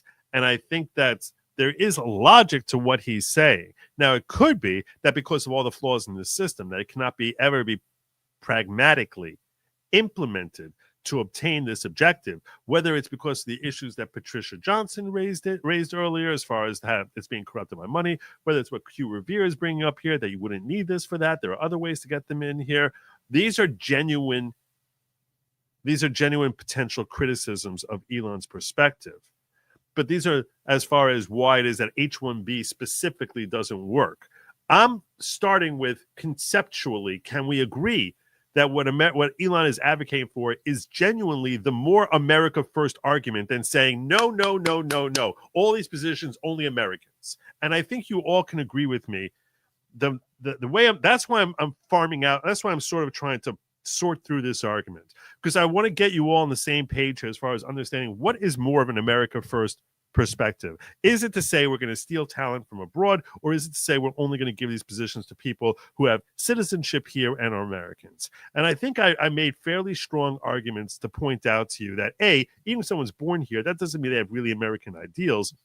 And B, the upside of bringing in people who are potentially far more talented than the local talent we happen to have here in a particular field, a particular industry, is ultimately better for the American society, assuming that individual stays here and is working here in that sort of capacity. I would say this, if they're coming to school here, I would do sort of the thing that you see from the TV show Northern Exposure with that whole Fleischman thing, where it's like, hey, if you're going to come here and get your education here, you need to stay and work here for a minimum of 5 years afterwards. Like, that's part of the deal. Not that we're going to teach you this trade, Mr. Highly Talented Expert, and going to teach you how to do all these things, and then you're just going to go off somewhere else, and you're taking the spot from someone who could be serving Americans. So I would put that into it as far as, you know, if it's for, but that's not, I don't think that's H-1B. H-1B is for work as opposed to school. But yeah. Alter Void says, you forget, you don't define what is best. They will pick the best genders study professor. This is another legitimate criticism. I'm really starting with, like, conceptually, can we agree that if this could be properly implemented, that this position I'm advocating for would be the more America first argument? And then you can throw back at me and be like, yeah, it is, but there's all these different problems with it, like it's being corrupted, like Patricia was saying, or it's, you know, they can come in other ways, or that the selection process, that's not actually a real meritocracy. The way it's being implemented is they're basically picking, they're picking somebody just because they're trans, so they're going to pick some New Guinea trans person because they want to, and say this is the most talented one, because they're not using actual merit to make those determinations. And that's 100% a valid criticism. That's 100% a valid criticism. I heard so much from MAGA about getting back to meritocracy, but getting to get away from DEI. And now that meritocracy is being promoted, we're going to all get buttered. That's my point. Thank you, Aaron. Thank you. Yes, that's my point. If it's really about meritocracy, that's what you really, really, really want. In that case, don't tell me that we should put your blood status or your citizenship status as part of the equation that gives you more merit than someone else. It shouldn't be. It shouldn't be. Exactly what my point is. Thank you, Aaron. Kathy, it's not a premium. It's that we as citizens have a common set of goals and beliefs. Too many foreigners come in and get educated here in our schools. The world comes here for financial and educational gains. That's all true, Kathy. That's all true, Kathy. Everything you're saying here is true. But again, this is flaws in implementation as opposed to perspectives as to, like, what would theoretically work best. Like what our ideals should be. But I mean, we can start transitioning over into that conversation. And I think that that's these legitimate issues that several of you have been raising are issues that should be brought up and thrown back at Elon. It's very nice to have your idealistic perspective of how we want to run things, but the reality is you're not really ending up running it that way. It's not going to end up having that effect because of flaw A, B, C, D, E, F, G, H, that, you know, and you guys are doing a great job of highlighting what those flaws are. And that's, you know, to better point out. But I just want to, I wanted to start with what is best for America, and then say, you know, it's in that, and then try to figure out, is this actually something we should be trying to do, or is it something we should not be trying to do? Because if what Elon is saying is just flawed conceptually, then we shouldn't even be trying to do it. But I do want to point out, in defense of Elon, all these arguments you guys are making here, which are phenomenal counterpoints to Elon, none of them are, no, we got to stand up for Americans. Not one of you has been making that argument, to your credit. I'm saying to your credit. Most of the people who are attacking Elon is like, no. Americans only. Only Americans. There's got to be all about America, for America. To hell with all them damn foreigners. That's the argument that everyone is yelling at Elon. And what I'm saying is that argument doesn't make sense. You want to tell me all these different arguments that you guys are raising here, chef's kiss, great points. But the argument that like, no, everything here, every job here has to be filled by someone who has an American passport, to me is totted. It doesn't make sense. It's not beneficial to you or to America. It doesn't make sense. You want to tell me that for the fruit pickers or whatever, the low level, the barristers, that you want to basically say you want to give a premium on filling them with Americans? Okay, I'm down with that. You tell me something that, as some job that anyone with 20 minutes of training could fill, that you can basically say that this person here is, we want to give a premium on Americans. I understand that. That makes sense from America First perspective. It's not like, you don't need to be Sherlock Holmes in order to make an Americano, a cafe Americano in Starbucks. You need like 15 minutes of someone walking you through how to use the machine, and you're good to go. I mean, look at some of the brain of the Brainsteins they got working behind the counter there, and you realize this is not something that requires a great deal of deep intellect.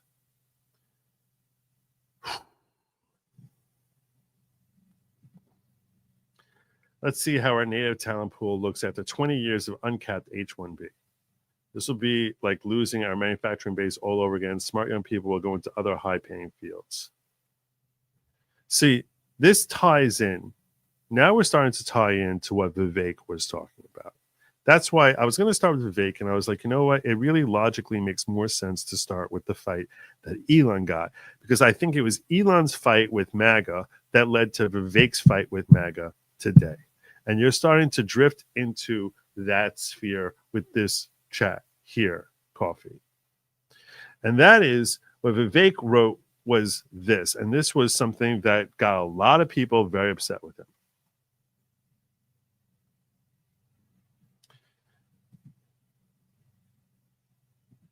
The reason top tech companies often hire foreign-born and first-generation engineers over Native Americans isn't because of an innate American IQ deficit, which is a lazy and wrong explanation.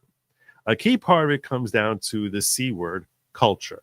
Tough questions demand tough answers, and if we're really serious about fixing the problem, we have to confront the truth, which is our American culture has venerated mediocrity over excellence for way too long, at least since the 90s and likely longer. That doesn't start in college, it starts young. So this is the key part of his critique here, that we are venerating, we're celebrating mediocrity, and we've been doing that for decades. A culture that celebrates the prom queen over the math Olympiad champ or the jock over the valedictorian will not produce the best engineers. This is an interesting thought. So a culture that celebrates the prom queen over the math Olympiad or the jock over the valedictorian will not produce the best engineers. A culture that venerates Corey from Boy Meets World or Zach and Slater over Screech in Saved by the Bell or Stefan over Steve Urkel in Family Matters will not produce the best engineers. Fact, I know multiple sets of immigrant parents in the 90s who actively limited how much their kids could watch those TV shows precisely because they promoted mediocrity, and their kids went on to become wildly successful STEM graduates. I'll tell you this much. In my community, in my culture, the negative, in the Orthodox Jewish community that I live in now, TV is considered taboo. Now, a large part of that is just the complete and total schmutz that's all over TV that you sort of become numb to and don't even notice. That's the primary reason for it. And by schmutz is just the word for filth, and that is the primary reason for it. But even if all of that was removed, culturally, the messaging behind what our culture is giving is rather self-destructive.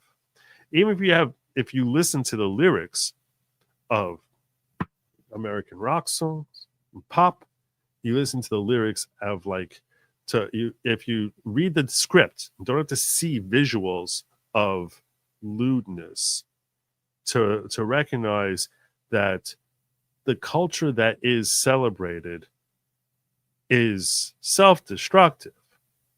Put aside, I'll focus on one thing, and this is one which has been frequently targeted of attack, which is, Black culture celebrating thug life and gangs, which you all intuitively understand there's no other way of looking at that, the destructive nature of that culture. And I think everyone would agree that culture has done such a disservice to Black youth.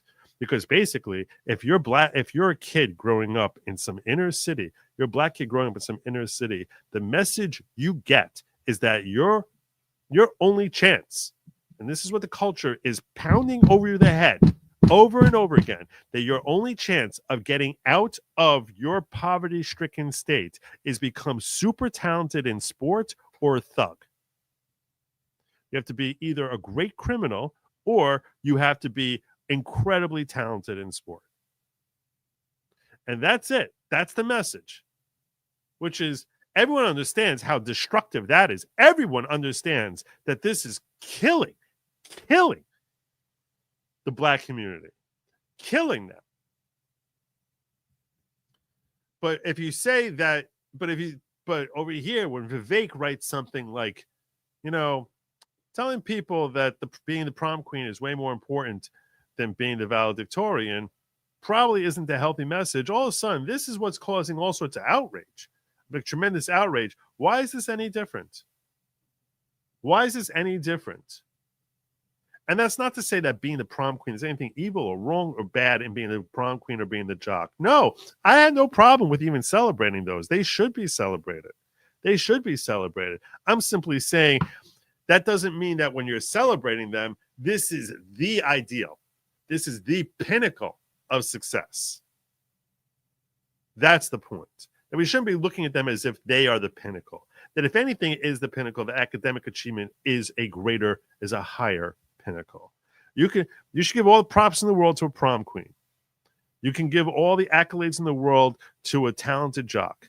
I'm simply saying the same way telling the Black community that you either have to be you have to be Kevin Garnett or LeBron if you're going to get off the streets, or you have to be a thug is destructive for the Black community. We can say that telling every other race that, hey, you got to be the prom queen or the cool jock if you want to be accepted, successful, recognized, and have status, rather than, this person who's like, top 3 in the school academically is the one who has really high status. If we could develop a culture like that, which I'm not saying we could, but if we could develop that culture, everyone recognizes that person, assuming that schools were not indoctrination centers, which that's a very big assumption, but if they actually were centers for higher learning, I think every one of us can understand that, hey, you know what? That probably would serve our youth a lot better. And that's not even a remotely controversial thing to say. And yet the flack that Vivek got for this statement was unbelievable. I mean, he finished off here by saying more movies like Whiplash, fewer reruns of Friends, more math tutoring, fewer sleepovers, more weekend science competitions, fewer Saturday morning cartoons, more books, less TV, more creating, less chilling, more extracurriculars, less hanging out at the mall. Most normal American parents look skeptically at those kinds of parents. More normal American kids view school, those kinds of kids, with scorn, meaning the academic kids, with scorn. If you grow up aspiring to normalcy is what you will achieve. Everyone understands there's nothing.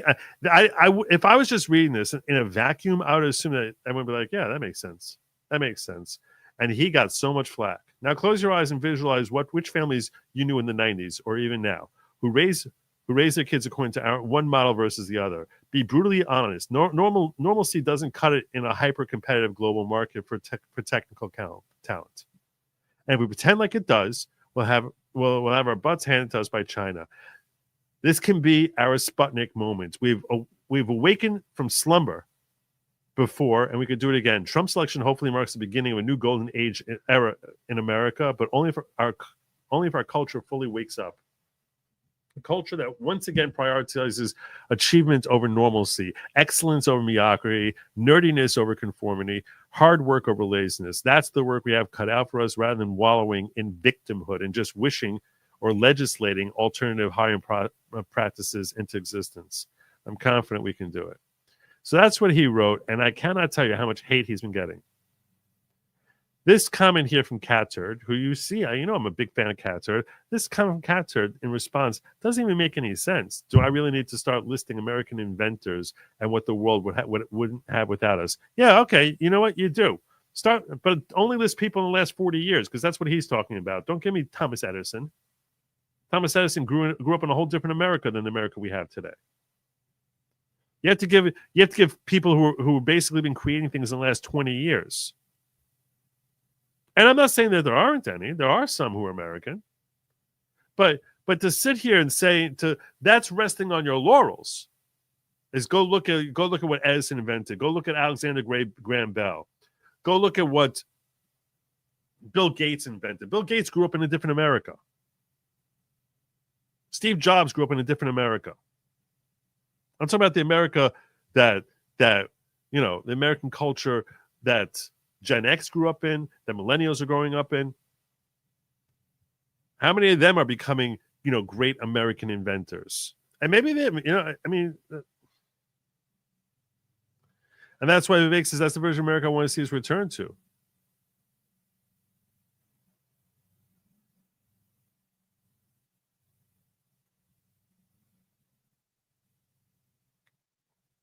And I think all these people criticizing him just seem to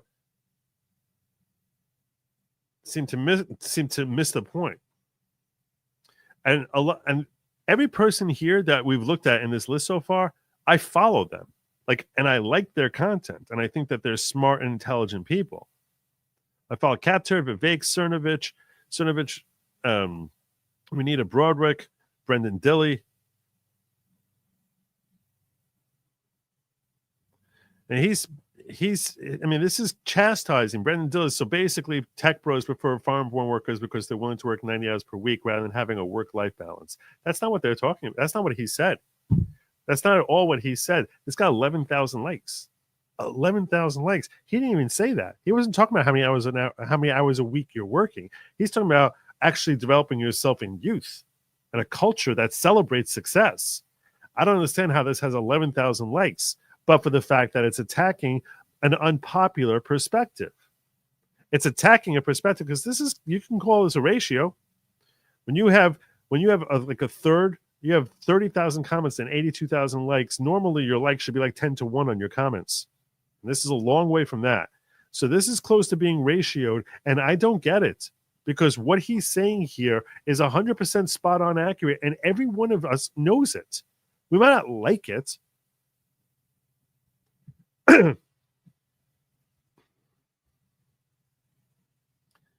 And Elijah Schaefer is missing the point too. Now you're turning this into a whole racial thing. Who says anything about white people built marvelous nations were completely white until 1965? None of this is relevant to what he's talking about. He's talking about the culture we've developed over the last 30 years. This is a response which basically sounds like I'm feeling threatened by my whiteness. I don't understand what this is. Doesn't make any sense. I don't understand what this means. He's talking about the culture we've had here for the last 30, 40 years. Are you disagreeing? Do you think that the millennials that we've been churning out here seem like they're really going to be the great thinkers of tomorrow? You really think so?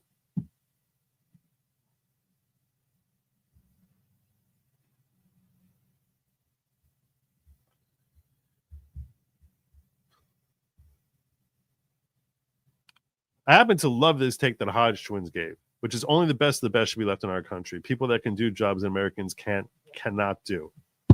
That I'm totally down with.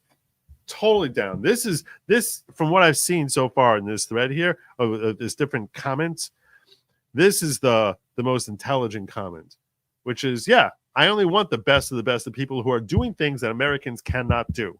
That could be someone who's a very talented engineer, could be someone who's a surgeon. I don't care what it is, but that is what I want.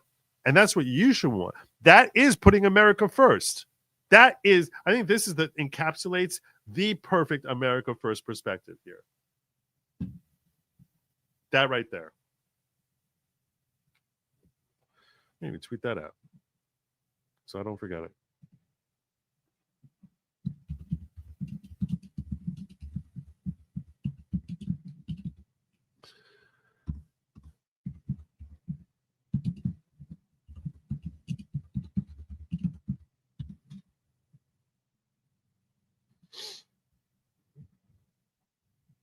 If you're enriching America by being here, we want you. And if you're not, then you're standing in the way of someone else.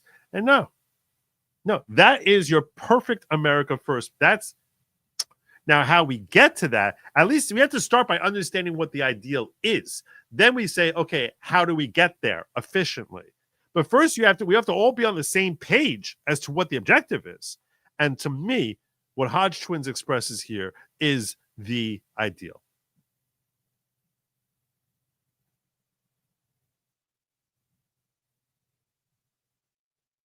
And I think Jack is missing the point here too. That doesn't mean that the smart people are people who are good people. No.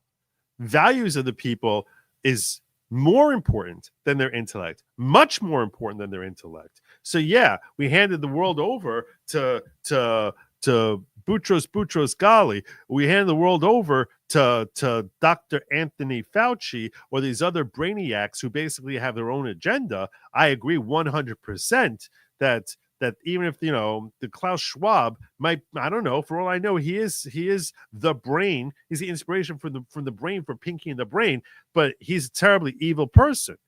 So yeah, no, that's not someone I want to have anywhere near any levers of power or even in this country. Their values have to come first.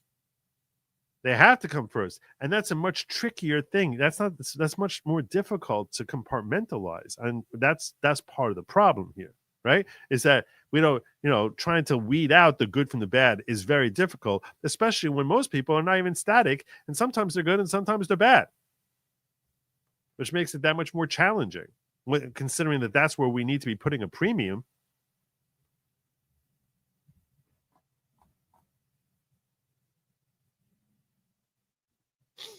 Anyway, let me start getting some of your thoughts here. Let me get to some of your thoughts. But those are the two fights that we saw Elon and Vivek engaging in here. I think Vivek's was an outgrowth from the whole Elon, bring us your best and your brightest. And Vivek basically saying, hey, look, if we change the culture here, the best and brightest will be here. We won't need to be importing them.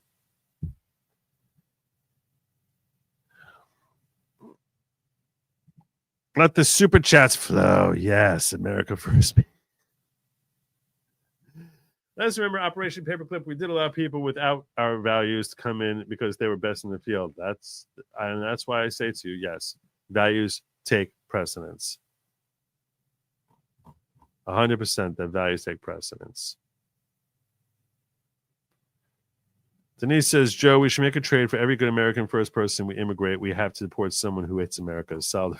Oh, love that. Revoking citizenship should be the ideal. Dom Mannion. Slide High, we're teaching us the difference between hats and what? For the month of January? Hats and boobs? For the month of January? I don't know what that means. But thank you for the 20. Also, Slide High, I can make it blue too. If you would do live streams, this could be your money. Well, 80% of it. Dom Mannion also gifting 5 memberships, sharing the love, and then another 5. Look at him, just hitting. And oh my God, another 5. I got 3 5s so far. Slide Pie says, Joe, don't listen dumb about me. My channel has nothing to do with hats or yayas. Great Liquor gifting Good Logic membership, and then a 4th set of 5. From Dom Mannion. God bless you, brother. Okay. Let me catch up in what. See, I'm hitting the ghetto first tonight. Showing the ghetto some love. Showing some ghetto love. Wah, wah, wah. Some ghetto love. All right. Let's remember. Oh, we got that one. Spud Ruckus, the untapped and undeveloped talent is white men, not accident and won't change until made legal again. What made us great and why is starting to fail now. I don't think it was their skin color that made us particularly great. I think there was their values and their dedication and their heart.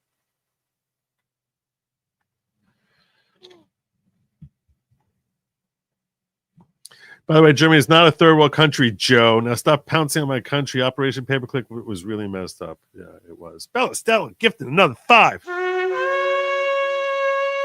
Another 5. Members, let me. There's no way I'm going to get them. Is there? Oh, look at this. In my poll, I have a poll here. Is incel a far left term or can we use it too? 45% of you say far left. 55% of you. Everybody. Thank you. Thank you. Thank you. I'm taking that as a win. But no, I don't think I'm going to get the 5. Those of you who are gifted memberships courtesy of Queen of Recruitment, Bella Stella, I'm going to urge you, if you could please express your gratitude to the Queen, say to her, thank you, oh Queen, my Queen. I would be most obliged to you, because that's really what the following is about. I mean, let's face it. I mean, at the end of the day, you can make all the jokes you want about the virgins and volcanoes and the goat's heads and the squirrel mutilations and the tracksuits and the Kool-Aid and the the whole all. No, at the end of the day, it's about becoming a better person. And I am not the leader of the following. Say it with me. Joe is not the leader of the following. 100% crystal clear there. Bronca of Law of Self-Defense did a long video earlier. I agree with most of his points. If you want what you described, then just streamline O1s. H1B is awful. Now, you all have me curious. I'm going to educate myself here live on air so that I can hopefully help educate the rest of you. I can tell you right now, I don't know the difference between H1B and O1s, and I'm going to now ask Rock to explain to me the difference. What is the difference between? See, I talk philosophically about what makes sense. As far as practical implementation, I'm gonna have to educate myself a little bit more. So let's get down to the bottom. So we'll all be equally educated between H1B and O1, O-1 immigration.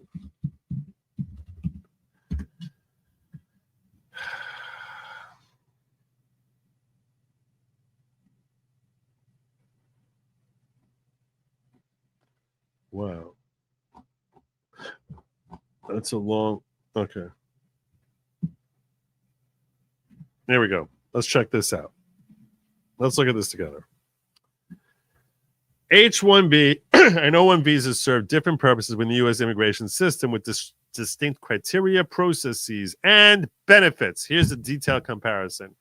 An H-1B visa, the purpose is designed for foreign workers in specialty occupations, which require theoretical or technical expertise in specialized fields like IT, finance, accounting, architecture, engineering, mathematics, science, and medicine. Eligibility requires at least a U.S. bachelor's degree or its equivalent in the specific field or specialty. The job must require this level of education, and employer sponsorship is mandatory. There's an annual cap on H-1B visas. Typically, it says $65,000 plus an additional $20,000 for U.S. advanced degree holders. Okay. Leading to a lottery system when demand exceeds supply. Duration. Initially valid for 3 years, extendable to 6. After 6 years, one must leave the U.S. for a year before reapplying unless they're in the process of obtaining permanent residency. It allows holders to apply for permanent residency green card while on H-1B status. The lottery system makes it unpredictable and competitive, and public and political debate often centers around its impact on American workers and wages. Okay. So that is H-1B. What's O-1? This is for individuals with extraordinary ability or achievement in the sciences, arts, education, businesses, athletics, and those with demonstrated record in the motion picture or television industry. What's the difference here? Wait, this is for extraordinary ability, and the first one was for foreign workers and specialty occupations. Ah. Yeah, I'm liking this. I'm liking the start of this better already. I'm not going to kid you. They must demonstrate sustained national or international acclaim. This can be shown through awards like a Nobel Prize, which how many people are winning Nobel Prize, let's be real, or by meeting at least 3 of 8 criteria set by USCIS, published material in major media, high remuneration, membership in associations requiring outstanding achievements. In other words, earn your way in here. That's essentially what O1 is. Earn your stinking way in here. You want to get in here, show us you got the right stuff. Does not require a specific educational level, but evidence of extraordinary ability. No cap. No annual limit on O1 visas. Apply a line of application at any time without a lottery. Also valid for 3 years initially, but can be extended indefinitely in 1-year increments as long as the individual continues their extraordinary work. O1 holders can apply for permanent residency. Yeah, this sounds much better.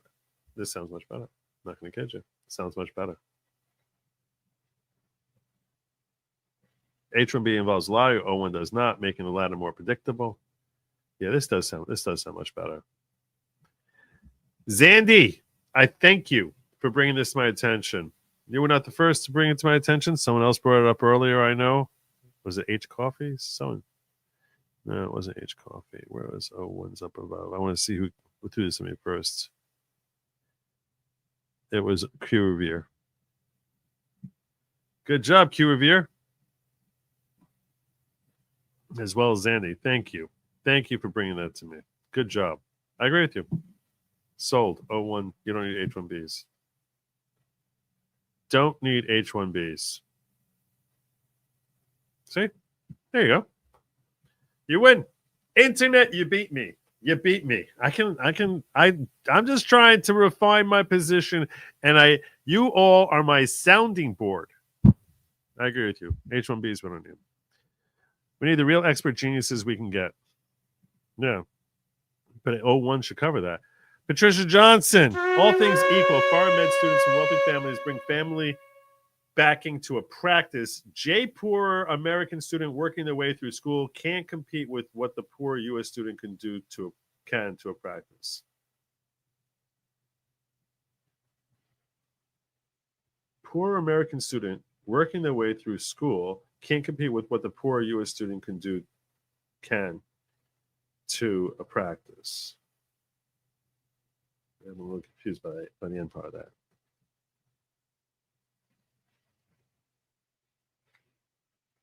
You're saying there's more money coming from wealthy foreigners, which makes them more attractive. That's why you were saying earlier, because Patricia threw out this flaw earlier before. She threw out, where were you up above? You said something. You said if merit only, then maybe, but finances behind foreign student makes them more desirable. That's what she was talking about. I appreciate you fleshing it out with this longer chat. Thank you, Patricia.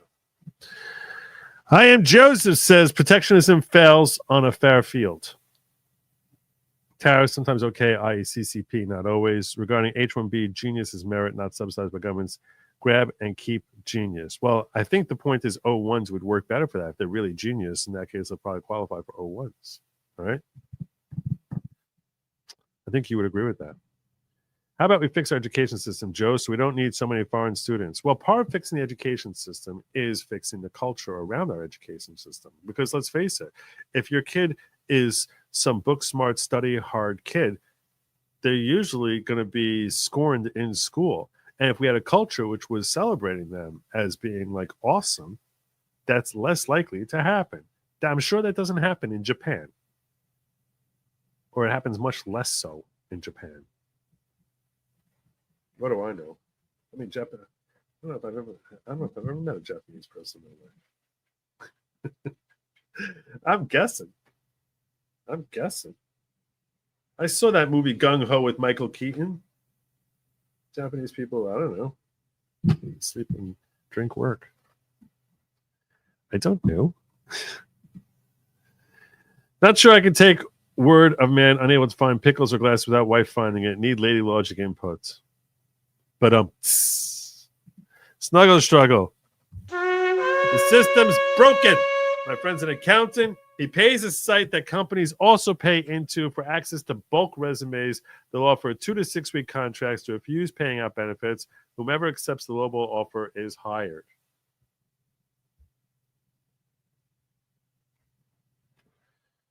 That's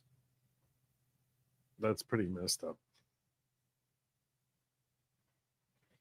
That's pretty messed up. John Delaney says, your merit made me do this. Oh, thank you so much. You're very kind. That's really, very kind. Did you know 40% of baristas are college graduates? Sadly, that's probably true. American kids are learning garbage in schools now. What is someone going to do with a degree in Taylor Swift ex-boyfriends? Okay, so I got to tell you something. When one day when I'm unanimously declared Lord and Master of the earth,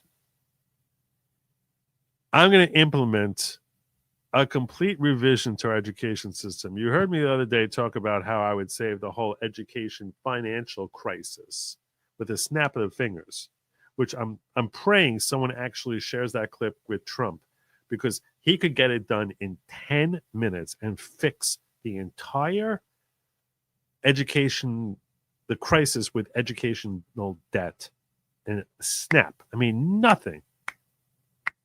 Like a good sounding snap there. Otherwise, it doesn't count. There we go. So, but there are certain courses that should be taught to every student, which almost no student learns in school, wasting their time in things that they simply do not need. I have been bashing the college system that we have here as being the biggest waste of a freaking piece of paper on the wall. Stupidest, ridiculous waste of money, time, effort, and investing brain power into things that will not make this person better suited in life or to those in his or her environment. They're not better suited to enrich anyone other than the institution that is ripping them off for those college credits.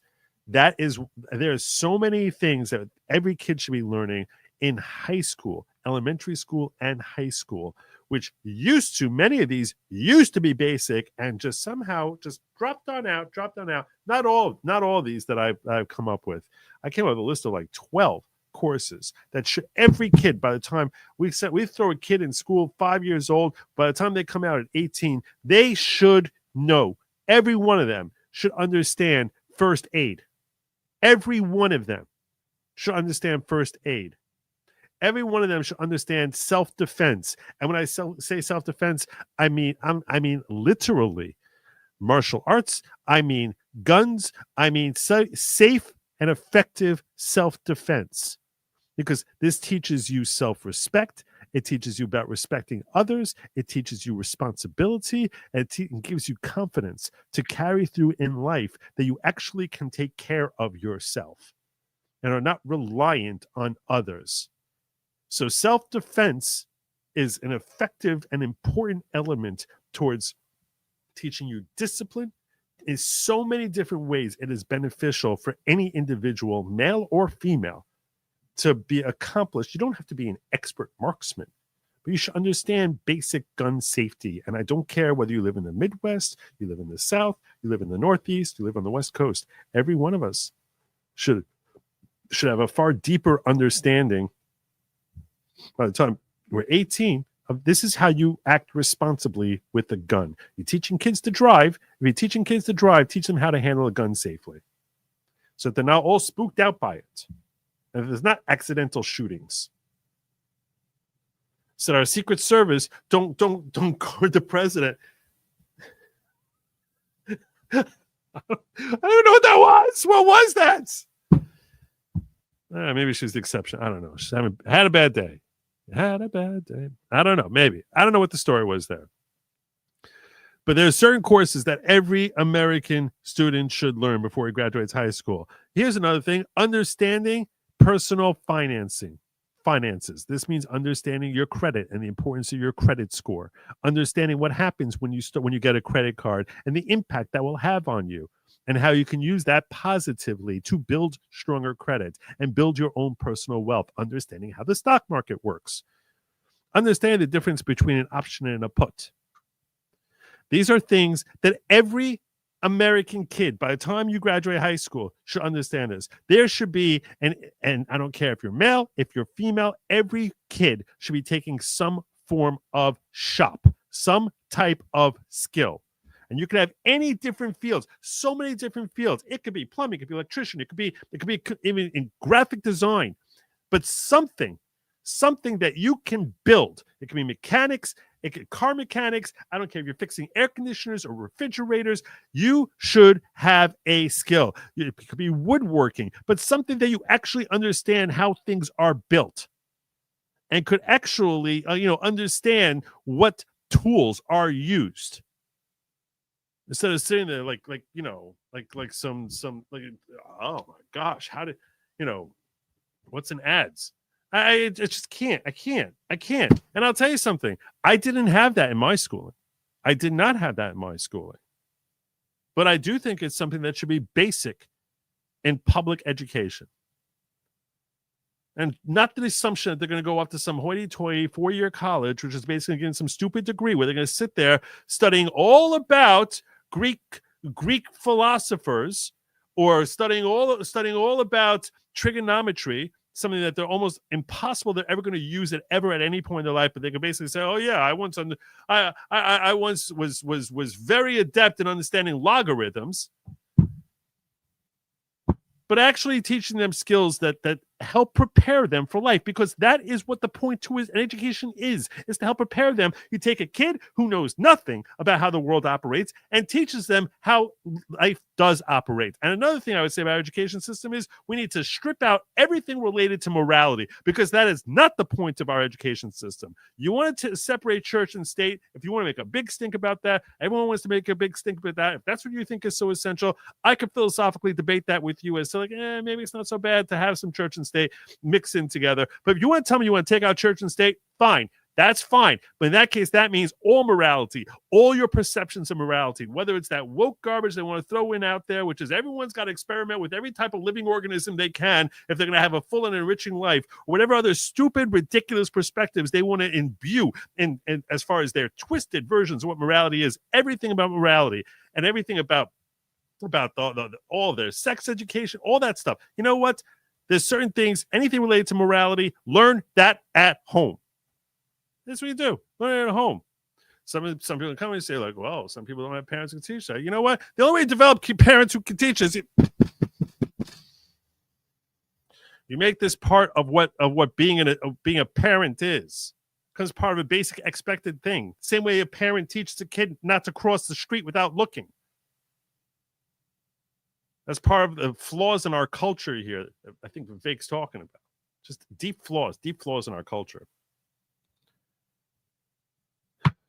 There's like 5 other courses that I was like, every school should be teaching before they get to college. Civics, basic civics.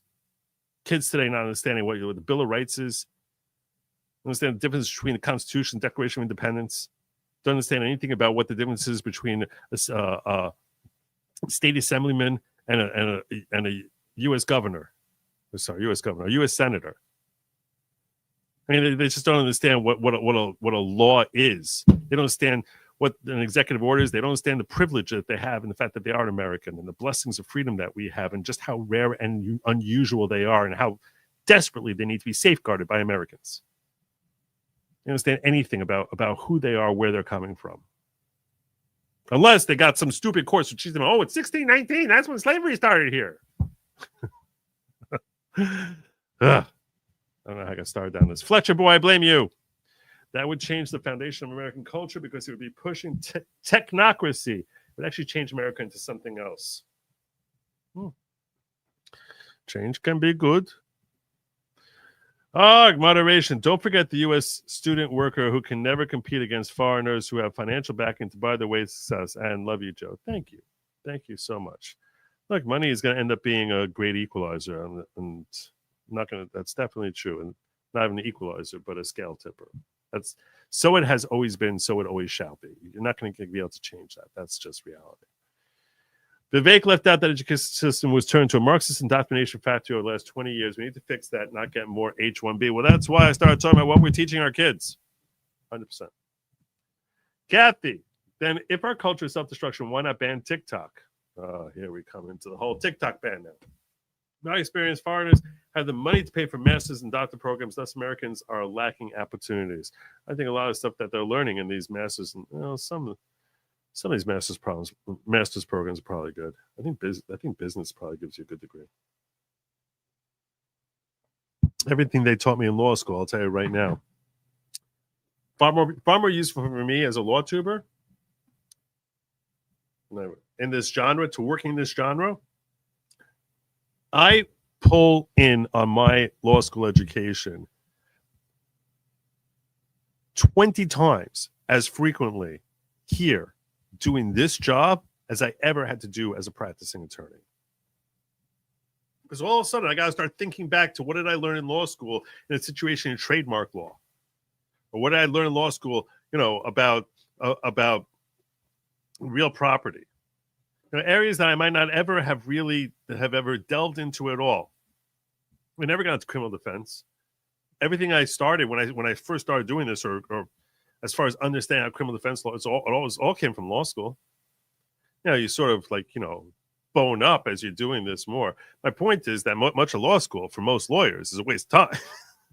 I mean, I was a lawyer for 20 years before I started doing this, and everything I learned in law school, pretty much outside of like 3 courses, was a waste of time. So, come on, really? What family here didn't care about the child's homework and grades? You cared about it as a parent, but the kid doesn't care about it. But if the culture was one where the top students were being revered, the kid would care about it. Instead of, this is like the difference between like when toy distributors, toy manufacturers are trying to decide, are we appealing to the parent or are we appealing to the kid? You can appeal to the parent, and that's great. If you're talking about toys that are meant for kids 5 and under, 3 and under, once they reach that age of 4, 5, 6, 7, 8, you recognize that they're much more effective as far as controlling where the spending dollar of the parent's going to be. So you advertise toward the kid, so the kid pulls it out of the parent. Our education system might be something that parents are sitting there saying, I really want little Johnny to do well in school. But little Johnny doesn't care.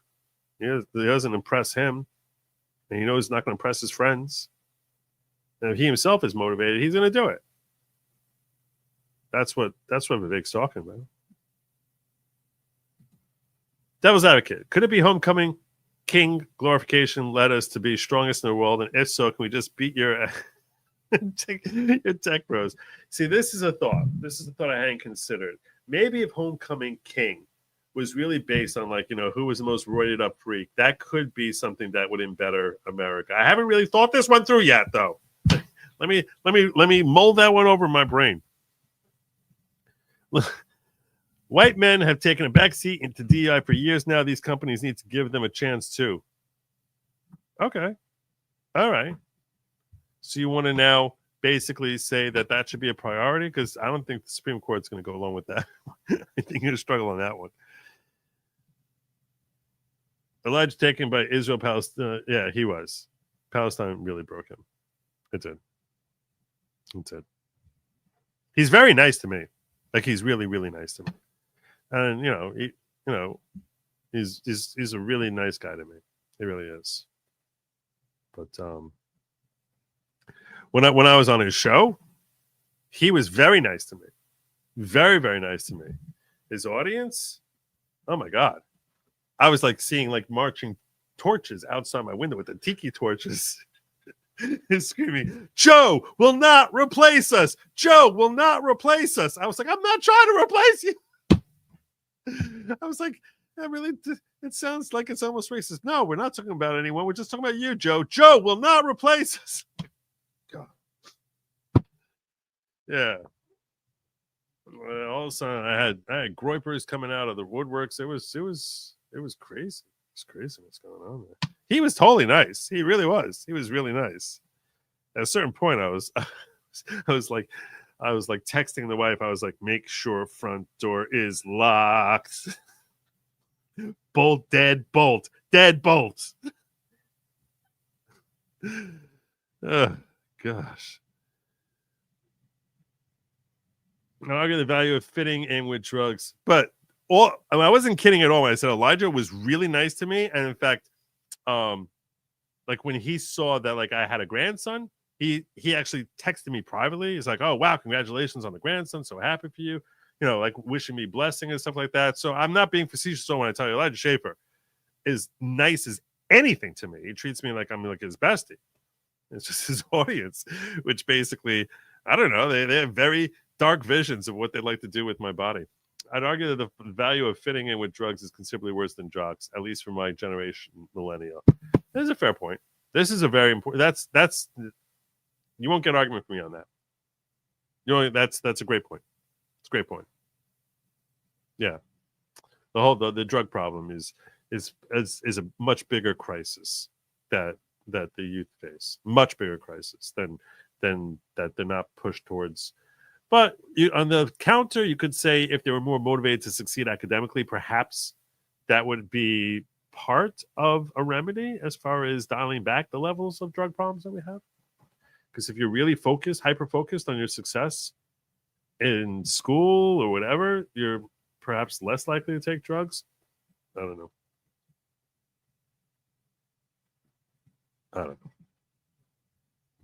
Turner says, I actually don't care if someone is talented. We have a great nation because it was founded by people who ran toward danger and poverty to be free. People prioritize getting rich will sell their liberty in a heartbeat. Okay. This is the values argument that I was talking about earlier. That's the values. Joe needs AI grok to help him. H1B programmed AI. Well, and still with that, I went to O1 and I said O1's enough. We don't need H1B. Get rid of H1B altogether. Bo Brackett says, seem like people getting offended are people with success in online commentary. They seem to be taking it personal and getting deaf because being called an influencer. Yeah, well, I think that definitely is a thing. That is a thing.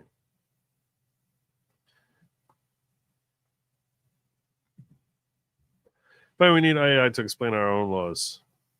It's just faster. Sugar, sour cream, or apple sauce on latkes, or all? Sour cream or applesauce. Never sugar. But I'll take either. Usually I'll start with sour cream though. Applesauce makes it more like a dessert. The reason for a need of foreign students is that they pay higher educational fees, so more profit in university business of education model. Well, this I was addressing the other day, Tammy. I was talking the other day about how our school system here needs to either be treated as a not-for-profit entity or lower their educational fees. Mandatory, you have a maximum chargeable amount, which would probably vary depending on the state because different cost of living in different states. But you have a maximum allowable fee. If you charge above that, you are no longer a not-for-profit. Now you're operating for profit. If you're operating for profit, that's fine. You can charge whatever you want. That's totally fine. But all these higher levels of education, all of them, Harvard, Yale, Stanford, all of them, Dartmouth, all Cornell, they'll all slash to stay eligible to be H1s, to be considered not-for-profits because they rake in so many more tens of millions, so many more from donations that would all evaporate if they lost their not-profit status. That's the answer. It's a very simple answer. I've never heard anyone else. I'm not going to kid you. I've never heard another person on the planet express this solution that I threw out there. And I've thrown this solution out many times over the last several years, long before I had a channel here. I was throwing the solution out. I've yet to meet a single person who could point out the flaw in this approach, which tells me I don't know why this wouldn't work. I can't imagine why it wouldn't work. It happens in Japan. They have the same population issue and have stagnant economy. Economy doesn't. I'm not talking about stagnant economy. The economy stagnation happens when you have a lack of innovation. That's what stagnation. That's what brings stagnation. A lack of innovation is what causes stagnation. Innovation is what causes growth, always. Education, only part of the issue. Most people will max out intelligence below doctor or physicist. Not all can do it. There's a biological bottleneck. That's true. That's true. And let's face it, you have to create a society that's meant for everyone, right? But we're talking about getting people who are in position to help those who are less smarter than they. That was yucky English. I don't have a problem with O1 visas. I do with H1B visas. Tariff offshoring too. IT wages stagnant for over 2 decades. You missed my membership chat. I missed your membership chat. Did I really? I apologize for that. Let me see. I'm scrolling up. I did. He said earlier. I apologize. That ban H1B and 200% tariff on offshore labor. Both have decimated IT wages for over 2 decades. I know I'm an IT guy. They're cheap and crappy labor. Interesting idea.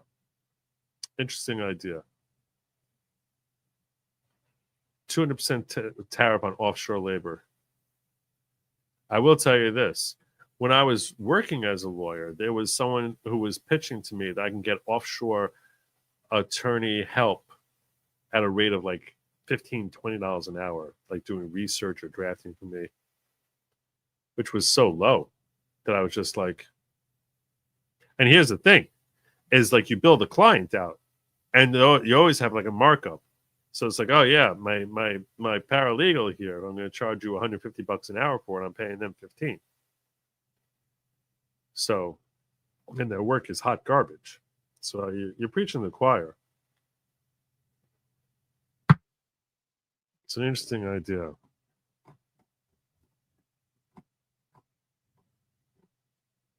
Apologize for missing that earlier, brother. Promoting meritocracy wins both visa arguments, Joe. Don't bend the knee. Both visa arguments. Why do we need it for the second? Why do we need H-1B if we have O-1? Why? Especially if it's being implemented so poorly. Which what they're saying, right? I gotta start wrapping this conversation up. Let me make sure I missed. I want to get to some of the funnier videos that I had, because Joe needs a nap. I think I might have missed another 5 here. Pretty sure I did. In case I did, this is for you, Dumb Manion. Give him another 5. Guys, bring him all in. He wants to be the king of ghettoization. the king of the ghetto. FYI, you asking for home economics? I had that in school. My son never heard of it. Plus, girls need it because their moms lost it. No, I'm not talking about home economics. I'm talking about learning how to balance a budget. I'm talking about learning how to understand your credit. I'm talking about learning about the difference between a debit card and a credit card. I'm talking about learning as far as how to understand how to budget yourself. Home economics, from what I recall, was basically how to sew, how to make scrambled eggs. But to the degree that was covered in home economics, I never took home economics myself. I always wondered how sewing had to do with the word economics also. So if it incorporated that part of it, in that case, then there is some overlap there, yes. Kimmy, 1978, as seniors, we had to pass U.S. civics as requirement for graduation. No ifs, ands, or buts. There you go. Teachers are the bottleneck for great students. Jay Bird. Our culture is becoming lazy in both the parenting and work ethic. If you don't want to be replaced, then be willing to work harder for less money and stop acting entitled. You stinking lazy you hardcore Fenton mud. You've been drinking and carousing again. Earn your success. Don't ask for it. Here. What he said. Amen. Over and over again. Joe, I would watch Eddie G or on Sean Ryan's show. I'm not doing that tonight. Good to see you, Culper. Been a long time. Thank you. Thank the FBI for Kwanzaa. They invented it. Almost certainly. So you're against school choice then? Of course not. No, I'm very, very for school choice. Very, very for school choice. Very, very for it. I'm simply saying every school should be teaching these things. That's how you actually get a kid who's 5 years old and knows and understands nothing about the world and actually help prepare them that they can leave the nest. That's all. I want to help prepare them to leave the nest so that they can be productive members of society and feel confidence that they can actually stand on their own little legs and do it. This is how you teach them to fly. These are different lessons they're going to need to fly in order to survive in society. That's all. As far as which school you're going to have, I'm 100%. I can't wait for Trump to implement school choice. He promised that. If he doesn't, I will consider that a massive failing in this administration. There's a Texas high school that's teaching entrepreneurship, leadership, and more alongside work opportunities. That sounds really good. That sounds really good. So you can understand how to run your own business. What's more American than that? What on earth is more American than that? I dare say nothing. It's home economics because economics literally translates to management of a house. Oikos equals house. I don't know what oikos is in this context. I know it's a Greek word you're trying to throw at me here, but I don't know. Everything about what you're saying here, flying over my head. It's Hebrew to me. All right. What did I have here? There was one other guy. I don't know if I have to even talk about this guy. This came into my thing. I don't know. Apparently the left, apparently they're still holding out hope. Still holding out hope. These idiots. So Jamie, these idiots they'll never give up. So Jamie Raskin is. This is some guy who's, he goes by civics dean. Apparently he's some lawyer, law professor guy who's got a bit of a following on TikTok. I've addressed this on Locals. I went through the entire Trump v. Anderson case to walk out exactly how stupid this is, but I will give a brief breakdown because this is coming. It's timely. It's coming up now with January 6th coming up and all that other stuff. And these lefty Tods basically coming out. This is what we got. So Jamie Raskin is absolutely right. Nope, not at all right. Nothing about what Jamie Raskin. If you're wondering what he's saying, Jamie Raskin said, if the Supreme Court isn't willing to stand up to Trump, then I guess it's going to be up to Congress to do it. And what happens is when January 6th comes around, it's not going to be a popular thing to do. But what we're going to have to do is we're going to have to just sit down there. We're going to have to vote that he's not allowed to take office because he's an insurrectionist. The United States Congress on January 6th, yes, another January 6th, can in fact prevent Donald Trump from becoming president of the United States. Absolutely wrong. No, they cannot. By refusing to allow someone who is an insurrectionist, who has previously taken an oath to defend the Constitution, from being inaugurated into another office. Nope, absolutely not. They don't have that power. Trump v. Anderson says they do not have that power. Trump v. Anderson says that in order for them to have that power, they would need to have asserted that power and basically say, here's the circumstances as to how we're going to operate Section 3 of the 14th Amendment, which is something they would have had to done before the insurrection occurred. The quote-unquote insurrection occurred. They would have had to have implemented that beforehand, not after the fact say, oh, after the fact, we're not going to call that an insurrection. No, that doesn't even make any sense. And now we're going to start applying laws and start applying this back retroactively to this individual who was never actually formally charged with being an insurrectionist. God. This is under the 14th Amendment. Nope. Supreme Court says the 14th Amendment has to have statutory legislation behind it. That doesn't mean you just have a vote and we say we're keeping Donald out. That's not a statute. This is a professor. Thank you so much for making the world a dumber place, professor. And people wonder why I have problems with our education system. It's because they have idiots like this. Jamie is also right that all you know what would go down. And besides the fact, let's face it, I mean, it's the Republicans hold the Senate and the House. Like, which branch is actually the ones who are going to vote for this? If anybody interfered with Donald Trump becoming president because of the will of the people, et cetera. So this is a fascinating time. No, it's not a fascinating time because it's impossible that either house would actually come forward with this on January 6th, when both houses will be controlled by the GOP. It's even like because what Jamie Raskin is saying is, do we have all these constitutionalists, well, let's absolutely follow the law of the Constitution. And according to Jamie Raskin and most constitutional scholars, it is. No, I'm a bigger constitutional scholar than any constitutional scholar who claims that such a thing would be legal. I am hereby professing that any constitutional scholar who claims that this is actually accurate is less of a constitutional scholar than I am. There you go. It is incredibly clear that Donald Trump, having been even indicted for creating an insurrection. No, he was never indicted for creating an insurrection. Did you actually read it? First and foremost, whatever indictments were brought by Jack Smith were withdrawn and innocent until proven guilty. And those indictments were not for inciting an insurrection. Did you actually read the charges? Read the charges! Be disqualified under the 14th Amendment, and that it is up to Congress to uphold the Constitution.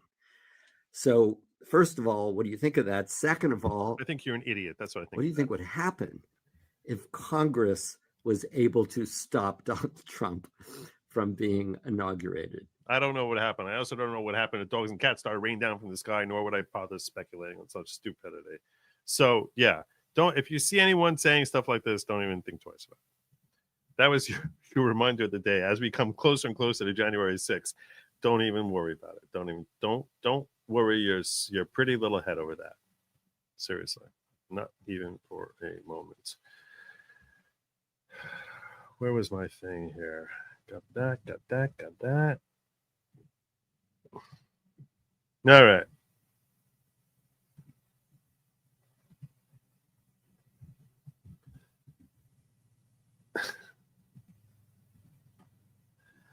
Should we get some funny stuff now? We had enough arguing. I think you all ended up agreeing with me by the time I was said and done, which makes me feel good. Makes me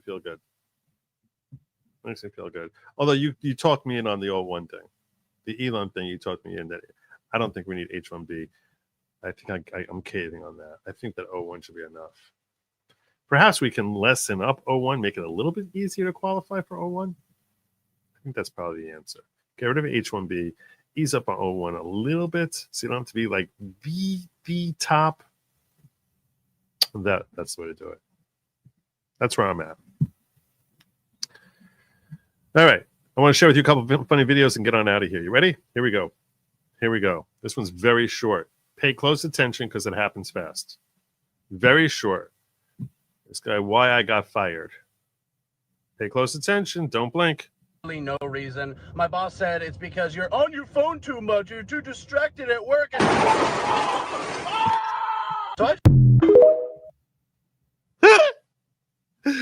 Oh my gosh. It's so good. That is so good. I told you, blink and you miss it. Oh my God. Now that you know it's coming, it's even better. I think it's better the second time through, so I'm giving it to you a second time. No reason. My boss said it's because you're on your phone too much. You're too distracted at work.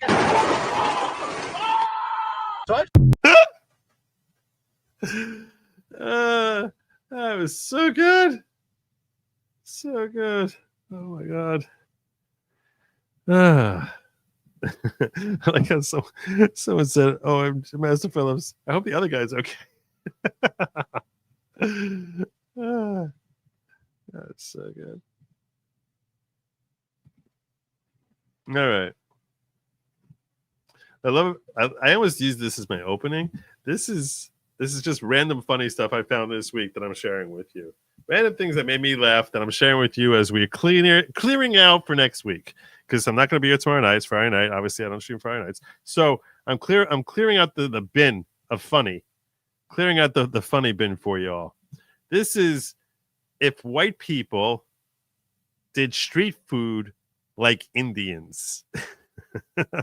If white people did street food like Indians. And this is genius.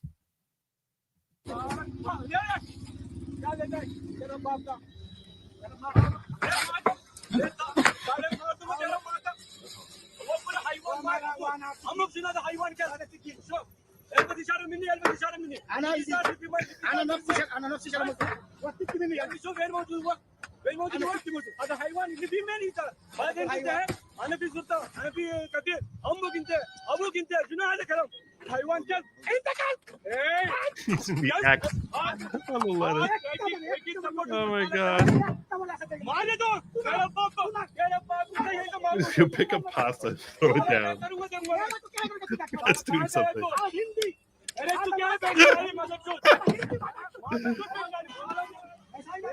Splash, splash, splash, splash, splash, splash, splash, splash. Sprinkle, sprinkle, sprinkle. Wipe it on your shirt. Everything about this is so good.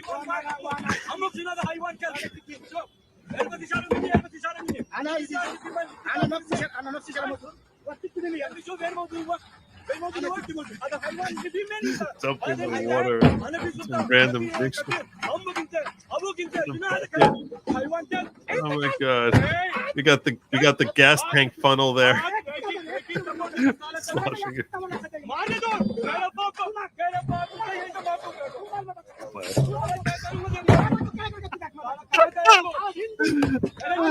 The expert amounts. Take your hand away, bring it back up. All right.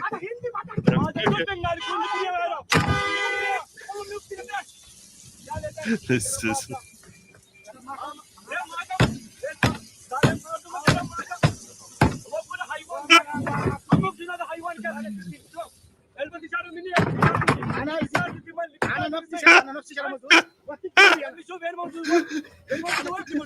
Using an ice pick to chop it up and throwing in some piece of paper, slop it with your hands, and hold it out to the guy. Oh, there you go.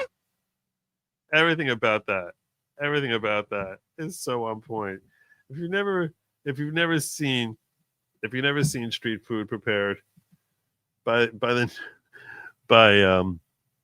deep ethnicity, that probably went over your head, but it's pretty good. All right. Now, from that funny story, I'm going to have to share with you one story of an actual tragedy. A tragedy. And this is, it's the holidays. We need to commiserate with people who are abused, wrongly abused, suffering here. As this poor person, because we all know that there's really no tragedy that any human could possibly endure that's worse than being misgendered. A wine castle, and we sat down for our tasting, and at first they were just very rude and didn't really answer our questions, and we didn't really feel welcome. Our server said, "Yes, sir," when I was asking some questions, and I said, "Oh, no, I'm actually not a sir." And instead of apologizing, or I don't know what else you would do other. Can you believe the audacity? Bad enough you misgender, but when you're pointed out that you misgendered and they don't even have the courtesy to grovel in apology. Like, what is wrong with you? Are you even human, or are you like some Neanderthal? Rather than apologize, they just walked away. Did not acknowledge what I said, just walked away. We saw the server whispering to a manager, and a few minutes later, the manager came over and, really big smile, not acknowledging at all that the misgender had happened. And I say, "Hey, look, the last person, they misgendered me and that really hurt." And they just walked away. And the manager said, "Oh, well, some people just aren't as progressive as you." And then they gave us Some people are not in their feels as much as you. It's just reality.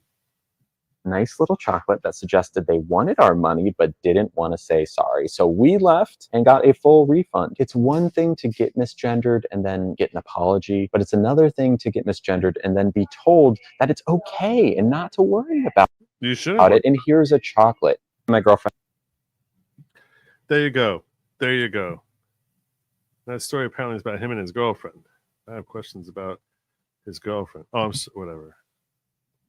They, their girlfriend. Whatever you want to call it. I don't know what this is. I'm telling you now, I don't know what this is. What's this? I don't know what this is. I assume this is AI. I assume this is AI of a young Vivek. Some of you may have seen this. I don't know what this is. Hey, what the hell do you think of yourself?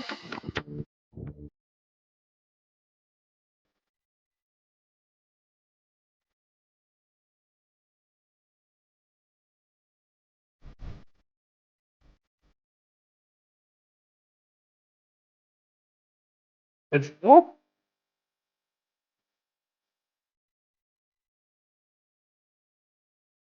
Hey, what? Is that really him?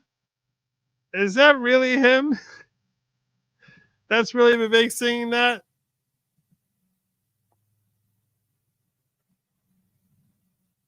That's legit? Oh my goodness. Well, now you've seen it too. You've seen it too.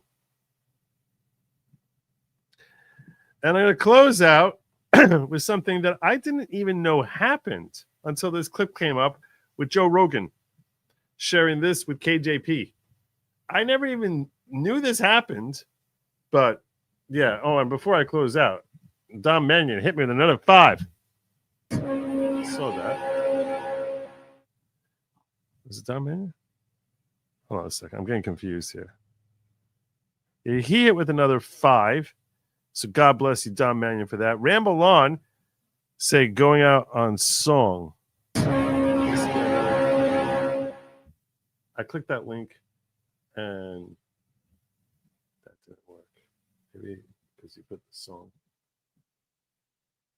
I know you did wrong. I might be able to fix your link. Is this going to get me hit with a copyright claim?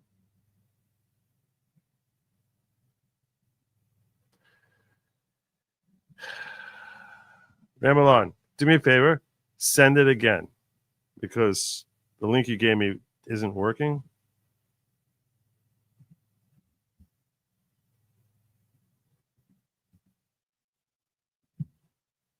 I'm trying to fix it.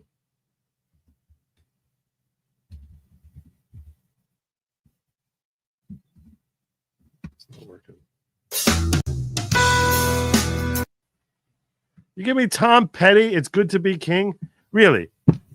You think I can share that? Is that what you think? Is that the way you think that this whole relationship between me and social media works? That I can just play a Tom Petty song? That's what you think is going to happen here? That I can just throw out some Tom Petty, It's Good to Be King song, and Tom Petty and the Heartbreakers, they're gonna be sitting there, be like, oh wow, look, Joe really wanted to finish his thing out with songs, so we're just going to let him play that over and not completely slam down his video. Is that how you think this works? Really? I don't think so, brother. I don't. I'll give you another war horn. I can't help you with that. Zellion gifting not 1 but 2 good Lawgic ghetto memberships. And then Duckfat hit with 5. They're dropping like the ghetto is just like all being converted. It's craziness what's happening there. Yeah, so we're not doing Tom Petty and the Heartbreakers. That's just not happening. I wasn't born. You think I just fell out of a coconut tree? We live and exist in a continuum of time. Tom Petty will totally be coming. It's not even Tom Petty. It's going to be his manager. It's going to be, someone's going to come after me. Come on. No, not just a bit. No. It always starts with that. Oh, just a tiny little bit. Just taste it, Joe. Just taste it, Joe. You're going to love it, Joe. It's so good, Joe. You're going to love it. No. That's then the next thing I know. I'm up at 3:00 in the morning. You're like, fine, please refresh and cut it out. That's the way it all starts. It always starts that way. It's like just a little bit of X, Joe. I remember these bad memories, okay? I'm not going through that. This was shared by Joe Rogan. These are clips I can share. That White House press secretary lady who's got busted tweeting as Biden. Stupid. The word. Did you guys hear that KJP had once gotten busted tweeting as Biden? I don't know how I missed this story. How did I miss this story? First White House press secretary lady ever, but she got caught tweeting as Biden. I mean, on her account, she forgot to switch accounts. No. Yes. Oh, Jesus. You didn't see that? No. Investing in America means investing in all America. When I ran for president, I made a promise that I would leave no part of the country behind. Like, when I ran for president, I made a promise I would leave no part of the country behind. She wrote that under her own name. KJP. Oh my God. Unbelievable. She forgot to switch into the POTUS account, and she sent that out under her own account.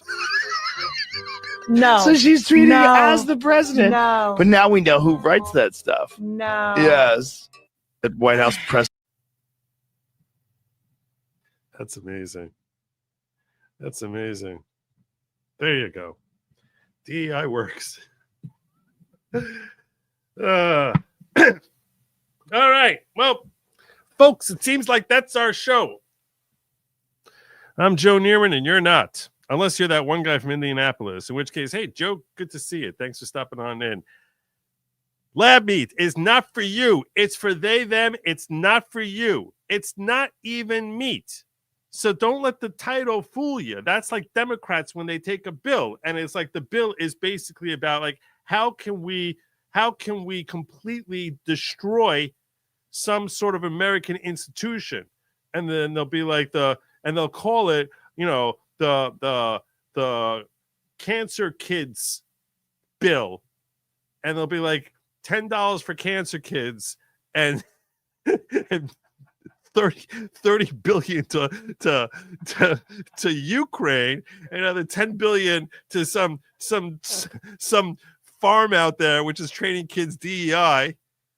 And they're like, I can't believe you voted against the cancer kids bill. That's what lab meat is. It's not meat. Okay, it's not meat. There's no meat in there. All right, there's no meat. That's why it's for they, them. It's not for you. Also, no matter how they try to sell it to you, what they're going to wrap it in, whatever they're going to tell you, all that stuff there, it's all garbage. It's all garbage. So yeah, don't eat the bugs. Don't eat the bugs. Just don't do it. It's not meant for you. Yes, IT. Yeah. They got higher farms. I think I got all this. We got all this. So it's time for me to get on out of here. I thank you all for joining me. Have a great night, phenomenal weekend, and always, Godspeed.